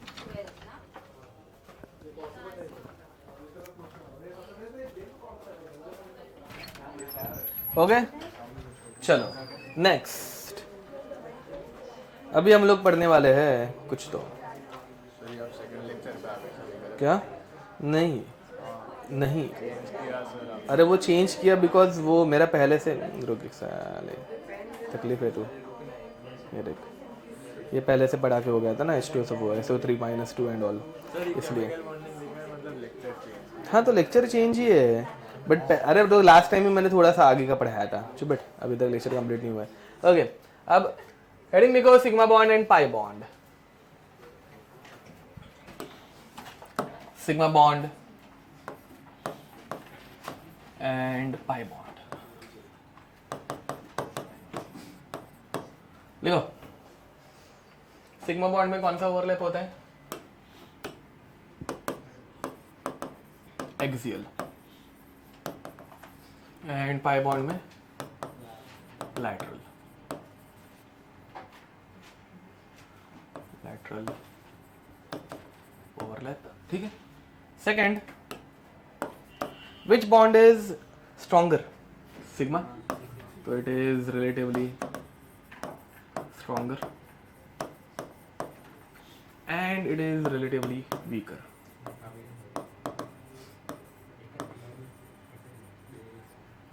ठीक है। सिग्मा बॉन्ड की bond energy required to break a bond, ठीक है, is approximately 80 kilo joule per मोल, या फिर इससे ज्यादा ही रहती है, ठीक है। 80 से 220 तक जाती है ऐसे बोला जाता है। एंड पाई बॉन्ड की bond energy is approximately 65 kilo joule per mole. ये वैल्यूज कोई तुम लोगों को पूछने नहीं वाला है, बट अगर पूछा तो हायर वैल्यू टिक करके आने की, ठीक है। अब which one is more reactive? नहीं 65 उसकी मैक्सिमम है, ये मिनिमम है, इससे ज्यादा भी रहती है। ओके अब which one is more reactive, sigma या पाई? पाई, ठीक है। तो sigma bonds are less reactive and pi bonds are more reactive because they are weaker, ठीक है।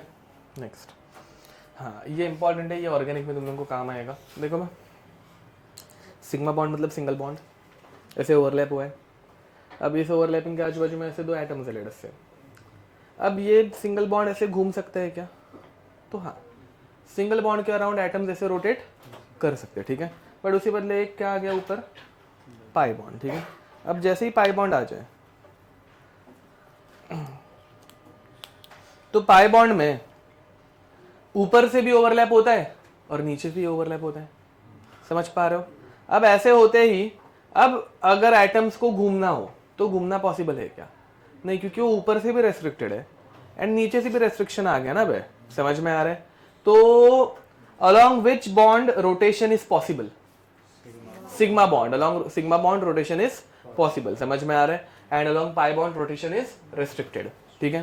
ओके लिख दो। तो पॉइंट नंबर 5, फ्री रोटेशन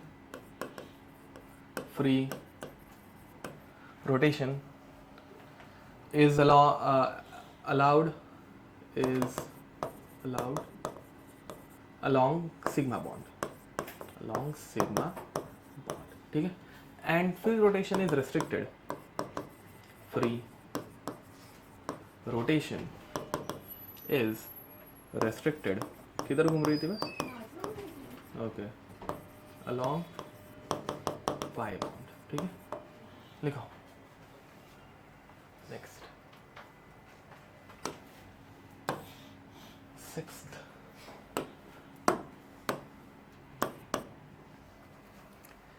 हाँ अब इनमें से कौन सा अकेले एग्जिस्ट कर सकता है, सिग्मा या पाई? सिग्मा। पाई बॉन्ड बनाने के लिए पहले सिग्मा बॉन्ड बनाना ही पड़ेगा, डबल बॉन्ड, एक सिग्मा एक पाई रहता है, समझ में आ रहा है, ठीक है। तो can exist independently, can exist independently and यहाँ पे cannot exist, cannot exist independently. इसके हम लोग 2 एक्सेप्शन देखेंगे, बट अभी नहीं पढ़ा पाऊंगा, बट इसमें 2 एक्सेप्शंस है। एक है B2 एंड C2, ठीक है। तो B2 and C2 they do not contain a sigma bond, they only contains a pi bond. ये 2 ही इकलौते मॉलिक्यूल्स है जिनमें सिर्फ पाई बॉन्ड बनता है, सिग्मा बॉन्ड बनता नहीं है, ठीक है। कैसे क्यों वो हम लोग बाद में पढ़ेंगे, ठीक है। चलो, या तो कोई दिक्कत?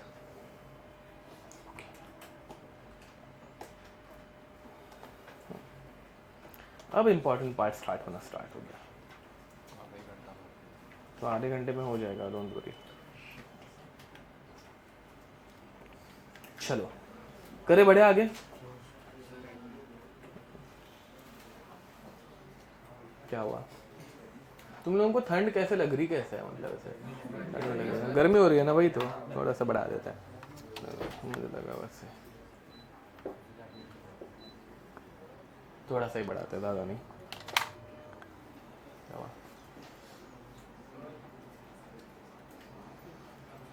अरे मेरे एक रिलेटिव की शादी आ रही है, शादी मतलब ये क्या बोलते हैं, एंगेजमेंट है परसों के दिन। तो मेरे घर वाले बोले कि ऐसे ज़रा इंसानों में आ जा शिवम में से, बहुत बड़े बड़े बाल लग रहे हैं। बट फिर बाद में कल मैं गणपति के लिए एक मेरे स्टूडेंट के घर पे गया था, उसके मॉम डैड ने बोला, भानु सर के साथ गया, तो उसके मॉम डैड बोले ये तो स्टूडेंट लगता है। मतलब शी यार, मतलब कल का दिन रुक जाना चाहिए था, ऐसे बेइज्जती हो गई साला। क्या? हाँ तो हो मतलब, बट वो एज गैप निकल गई ना यार ऐसे। वो पढ़ते रह रहा है सिर्फ, और पीएचडी वालों को ऐसे स्टूडेंट नहीं बोला जाता जनरली, हम लोग सैलरीड रहते हैं, मतलब सैलरी मिलती है हम लोगों को, जिसको फेलोशिप बोलते हैं, स्कॉलरशिप बोलते हैं। हाँ बट मतलब सैलरी की, हाँ सैलरी जितनी ही रहती है वो एक्चुअली अच्छी खासी मिलती है, ऐसे मस्त मज़ा आता है,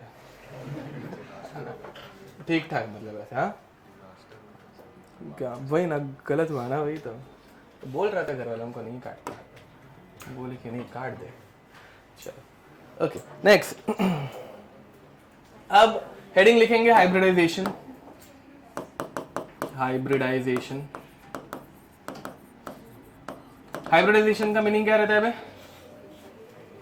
मिक्स करना, ठीक है। लास्ट टाइम हम लोगों ने देखा था वो ऐसे जानवरों को मिक्स किया जाता है, प्लांट्स को मिक्स किया जाता है, एंड हम लोग होता है एक्चुअली होता है, एंड फिर बाद में ऐसे नए जानवर पैदा होता है, ठीक है, या फिर नए प्लांट्स आ जाते हैं, क्रॉस ब्रीडिंग, ठीक है वैसा। तो वैसे ही हम लोग यहाँ पे ये कंसेप्ट लगा रहे हैं ऑर्बिटल्स के लिए। ऑर्बिटल्स को मिक्स करने से नए ऑर्बिटल्स आ रहे हैं, समझ में आ रहा है? ओके अब hybridization is nothing but mixing of orbitals. लिखो भाई, मिक्सिंग ऑफ ऑर्बिटल्स। अब in case of mixing of orbitals, why it is required? First of all, limitation of VBT. VBT कहाँ पे कम कर रही थी? Limitation of VBT. ये हाइब्रिडाइजेशन या VBT का ही एक्सटेंशन है थोड़ा सा, ठीक है, सॉरी VBT। अब इसमें VBT मतलब valence bond theory, point number 1। तो it cannot explain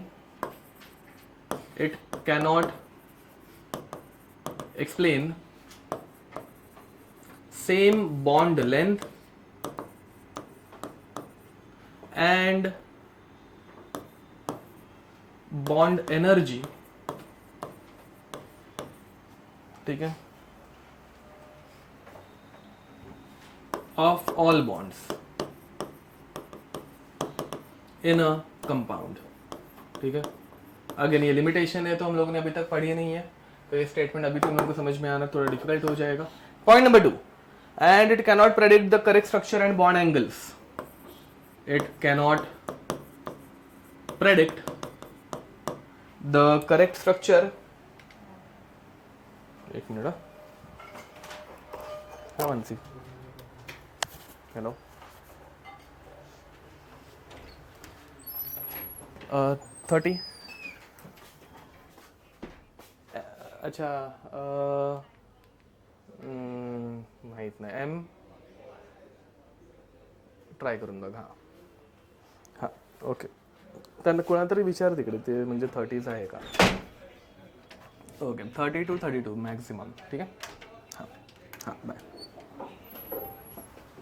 ओके अब नेक्स्ट क्या हुआ तुम लोग ऐसे डिसअपॉइंट क्यों हो गए अच्छा अब cannot predict bond angle geometry and bond angle of molecules ठीक है चलो तो इसके लिए हम लोगों को हाइब्रिडाइजेशन के कंसेप्ट पे जाना पड़ा इसके मेन पॉइंट्स हाइब्रिडाइजेशन के मेन पॉइंट्स ठीक है point number 1 it is a hypothetical concept ठीक है मोह माया है सब yes it is a hypothetical concept ठीक है इसका अभी तक अपने को ऐसे कोई स्ट्रॉन्ग एविडेंटल प्रूफ नहीं मिला है ठीक है बट इससे सारे आंसर आ जाते बहुत सारे आंसर आ जाते तो चल जाता है next point number 2 mixing of orbital occurs mixing of orbitals occurs point number 3 यहाँ बाय द वे देखो ऐसे कुछ क्वेश्चन आते हैं बहुत फालतू से जॉनी काशवी यहाँ पे अब क्या जॉनी नहीं पे को एक चमाड़ दूंगा ना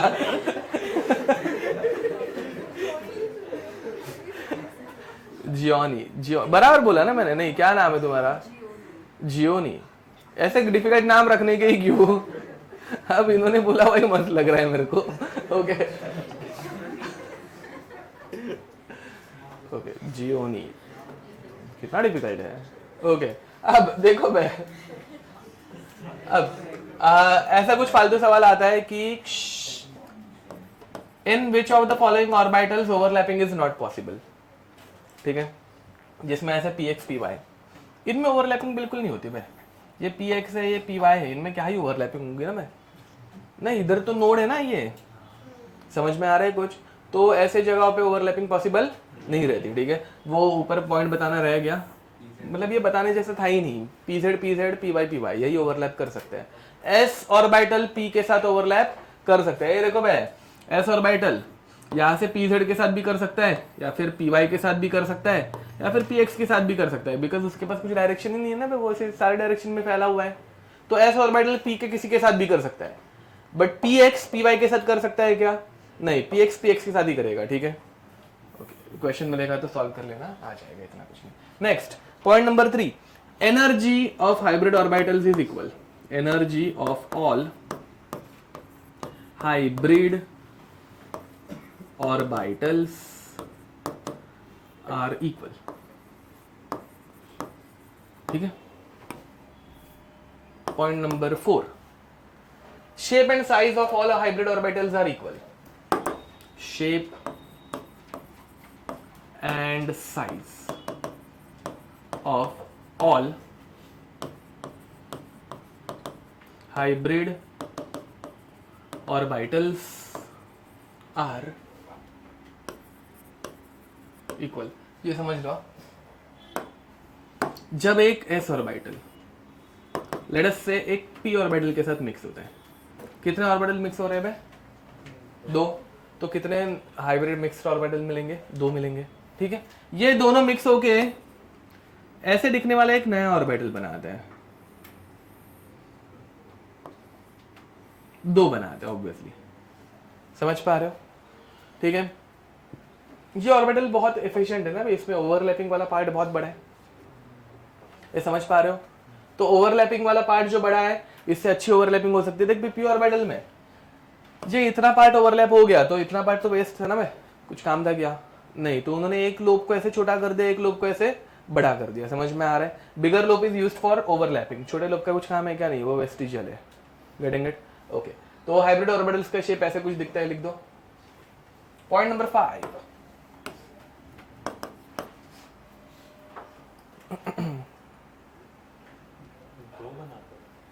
हाँ, क्योंकि 2 ऑर्बिटल मिक्स हुए थे ना, तो 2 बनेंगे, 4 मिक्स होते तो 4 बनेंगे, वैसा। ठीक है, mixing orbitals should have almost same energy. Mixing orbitals should have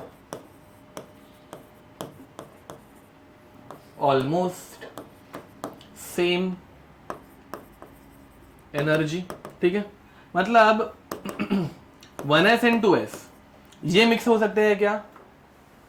नहीं, इनमें एनर्जी गैप बहुत बड़ी रहती है, समझ में आ रहा है। बट 2s and 2p ये मिक्स हो सकते हैं क्या? यस, ये हो सकते हैं, बिकॉज ये सेकेंड शेल में ही दोनों एक साथ है। ठीक है, वैसा। तो बस ये पॉइंट्स है जो तुम लोगों को, मतलब अगर एमसीक्यूज में पूछा गया कि करेक्ट है कि रॉन्ग है तो टिक करना है। ठीक है, पॉइंट नंबर 6। अब इसके बाद fully filled orbital and half filled orbitals. Fully filled orbitals, half filled orbitals, half filled orbitals और एम्प्टी ऑर्बिटल्स, और empty orbitals can participate in hybridization. देखो भाई, ऑर्बिटल्स की मिक्सिंग हो रही है, तो वो फुल्ली फिल्ड हो, हाफ फिल्ड हो या खाली हो, मिक्स हो सकते हैं। ठीक है, okay. And next,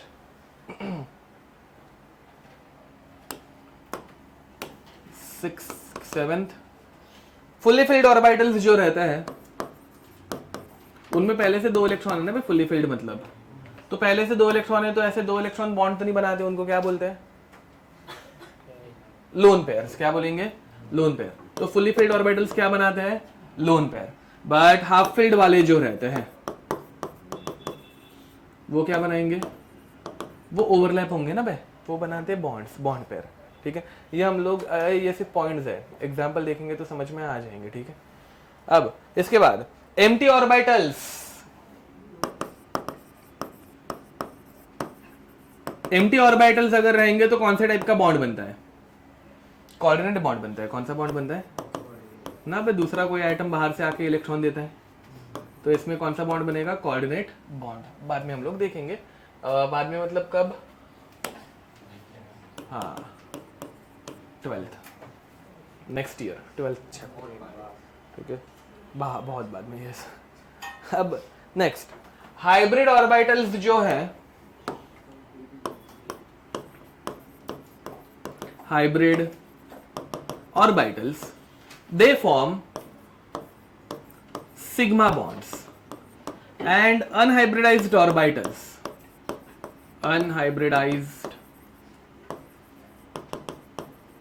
orbitals, they forms pi bonds. Unhybridized orbitals forms pi bonds। ठीक है,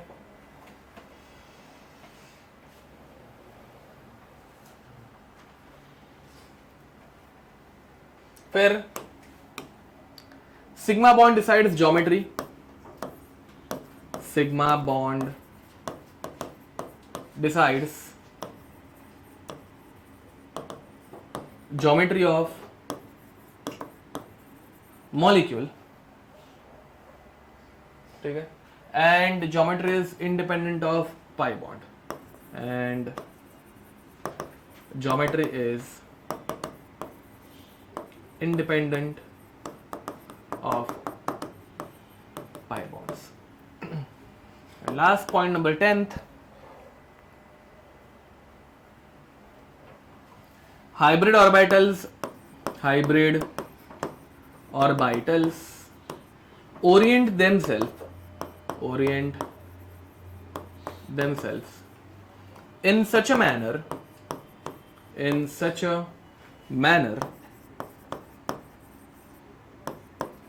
that their distance is maximum and repulsion is minimum। repulsion is minimum. चलो जल्दी लिखो, फिर इसके 2-3 एग्जाम्पल देखना है।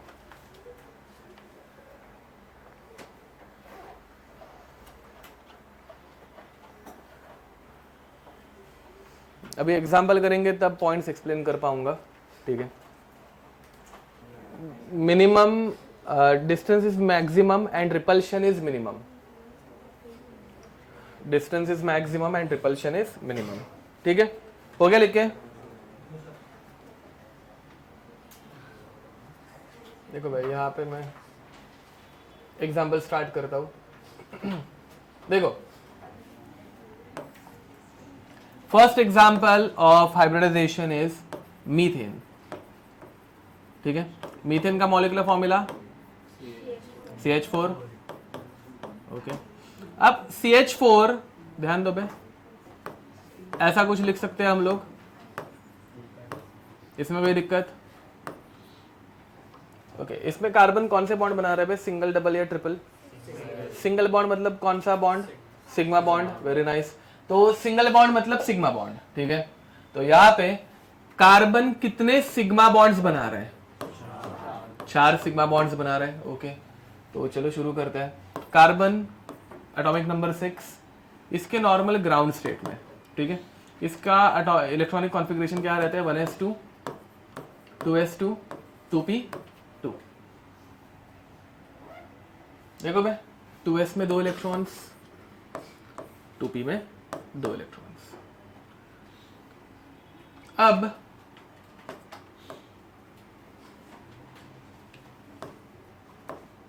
वैसे देखा जाए तो कार्बन कितने बॉन्ड्स बनाना चाहिए? यहाँ पे इलेक्ट्रॉनिक कॉन्फ़िगरेशन देख के कार्बन को कितने बॉन्ड्स बनाने चाहिए? यहाँ पे ध्यान दो, इलेक्ट्रॉनिक कॉन्फ़िगरेशन से यहाँ 2 बॉन्ड्स बनाने चाहिए। कितने बनाने चाहिए? क्यों बे 2 ही अनपेयर्ड इलेक्ट्रॉन है। वीबीटी में हम लोगों ने पढ़ा था, bonds are formed by using unpaired electrons. तो कार्बन को वैसे देखा जाए तो सिर्फ 2 ही बॉन्ड्स बनाने चाहिए, बट कार्बन बना कितने रहा है बॉन्ड्स? तो 4 बॉन्ड बनाने के लिए how many unpaired electron required? 4। क्या करूंगा तो 4 बनेंगे।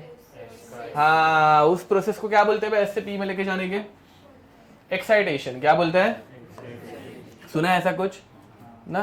तो हम लोगों ने पहले, मतलब हम लोगों ने इन द सेंस कार्बन खुद पहले क्या होता है डिविनर, क्या होता है वो पहले? वो भी शॉक हो गई कि क्या है, किसने नाम ले लिया मेरा।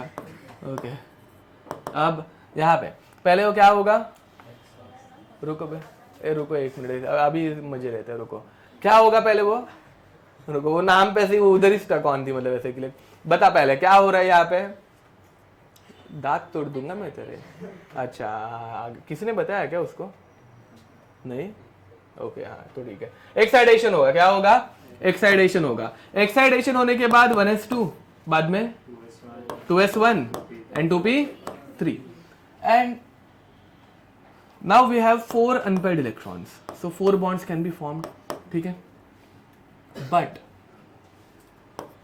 यहाँ पे ये ऊपर वाले चारों के चारों बॉन्ड्स कौन से है? Sigma, and all of them have same energy, same bond length. समझ में आ रहा है?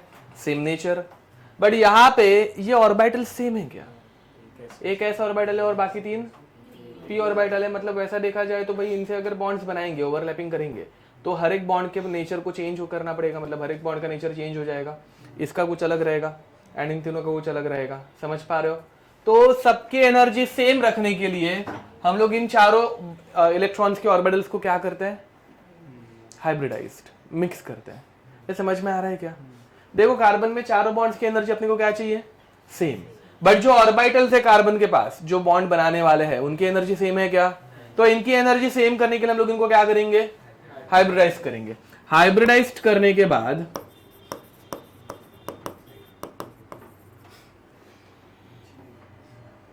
हाइब्रिडाइजेशन करते वक्त कितने एस ऑर्बिटल यूज किए? कितने एस ऑर्बिटल यूज कर रहे हैं? 1। कितने पी ऑर्बिटल यूज कर रहे हैं? sp3 hybridisation. ये समझ पा रहे हो? ये कुछ ऐसा पढ़ाया था मैंने एक बार, थोड़ा सा ऊपर ऊपर से बताया था। तो sp3 हाइब्रिडाइजेशन, तो कार्बन का एक्साइटेशन हो गया एंड फिर बाद में हाइब्रिडाइजेशन हो गया। हाइब्रिडाइजेशन में हम लोगों ने कितने ऑर्बिटल्स लिए? 4 ऑर्बिटल्स लिए, ठीक है। एंड ये चारों ऑर्बिटल्स के अंदर एक एक अनपेयर्ड इलेक्ट्रॉन है, ठीक है। अब देखो भाई, एक एक अनपेयर्ड इलेक्ट्रॉन जब रहेगा, मुंह में डालें नहीं, पक्का ना, अभी मुंह तक जाते रहे, हो गए।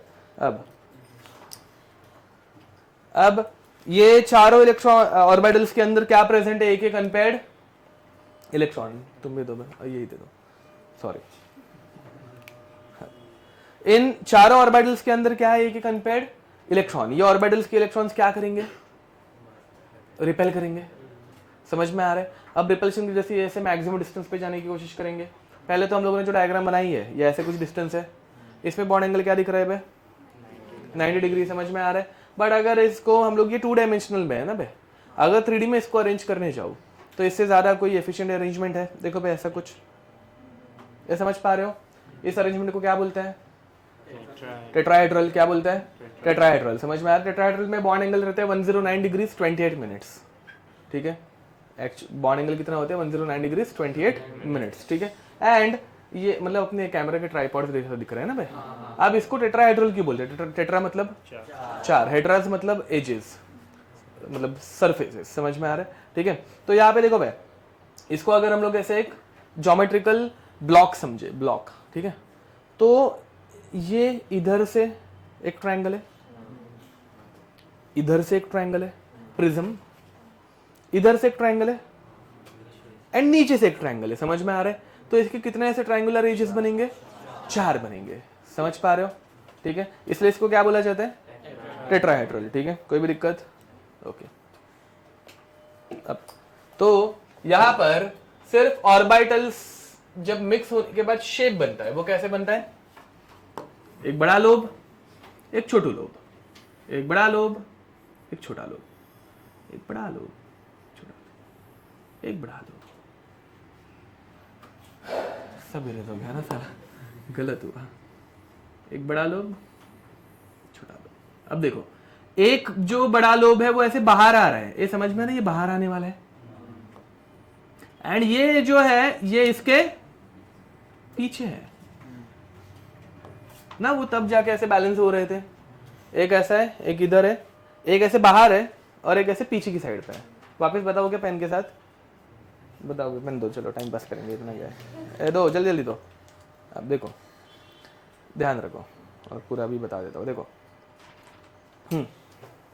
1 और 2, ये दोनों ब्लैक बोर्ड के ऊपर है, एक ब्लैक बोर्ड के बाहर आ रहा है, एंड एक ब्लैक बोर्ड के अंदर जा रहा है, मतलब स्मार्ट बोर्ड के, ठीक है, ठीक है। समझ में आ रहा है। अब ये इन सब के अंदर क्या प्रेजेंट है, एक एक अनपेयर्ड इलेक्ट्रॉन। अब इन सबके साथ ओवरलैप कौन करने वाला है, हाइड्रोजन करने वाला है। हाइड्रोजन के पास कौन सा ऑर्बिटल, एस ऑर्बिटल। हाइड्रोजन अपने एस ऑर्बिटल को लेके आ गया ऐसे गोलाकार, क्या हुआ, एंड ऐसे ओवरलैप कर लिया, ठीक है। समझ में आ रहा है। अब इसी चीज को जरा सिंपलर मैनर में दिखाने के लिए, मतलब इतना कौन बार बार ड्रॉ करते बैठे ना बे, तो हम लोग क्या करते, देखो बे, ये ऐसे 2 लाइन मारी, ये 2 लाइन जो है वो क्या है, इन द प्लेन है, आउट ऑफ द प्लेन है, behind the plane, in the plane. समझ में आ रही है, ये इन द प्लेन। फिर बाद में एक ऐसे वेज लाइन बनाई जाती है, इसको बोलते हैं wedge line. In the plane, out of the plane, या behind the plane, out of the plane, बाहर आ रही है। समझ में आ रहा है। एंड फिर बाद में एक डैश लाइन, इसको बोलते हैं wedge dash formula. This is going inside the plane. समझ में आ रहा है, पक्का, ठीक है। तो ये यहाँ पे क्या है, ये सारे के सारे hydrogen. What is the bond angle over here, what is the name of this geometry, okay. इसमें एक क्वेश्चन आता है, how many 109 degrees 28 minute bond angles are there. अरे सही, किसने बोला, सही बोला, मस्त काउंटिंग किया। ये ऐसा इसलिए ना, मैं अच्छा पढ़ा रहा हूँ और कुछ नहीं। अब देखो भाई, तो देखो ये इसको पकड़ो, एंड फिर बाद में ये इस ब्लैक पेन के साथ, इस ब्लू पेन के साथ, इस लाइट ब्लू पेन के साथ 109 डिग्रीज बना रहे, ठीक है। फिर बाद में ये देखो ना, ये ब्लू इस ब्लैक के साथ, ये ब्लैक इस ब्लू के साथ, और ये ब्लू इस ब्लू के साथ, और नीचे भी 3 है। देख पा रहे हो, पक्का सब जन देख पा रहे हो। ये ऊपर वाला इन तीनों के साथ 3 बना रहे हैं, एंड फिर ये तीनों एक दूसरे के साथ एक एक बना रहे हैं, फॉलोड। तो कितने बॉन्ड एंगल्स हो गए, 6। ऐसे फालतू सवाल आते हैं, ठीक है, मतलब ऐसे, मतलब ठीक है, ओके। अब मैं भूल गया, ये पकड़ो, ये पकड़ो, चलो ले लो जल्दी। Geometry tetrahedral bond angle 109 degrees 28 minutes, ठीक है ठीक है, चलो रुक जाते हैं, नहीं तो हेवी हो जाएगा। So will stop here till then, next time bye bye, ठीक है।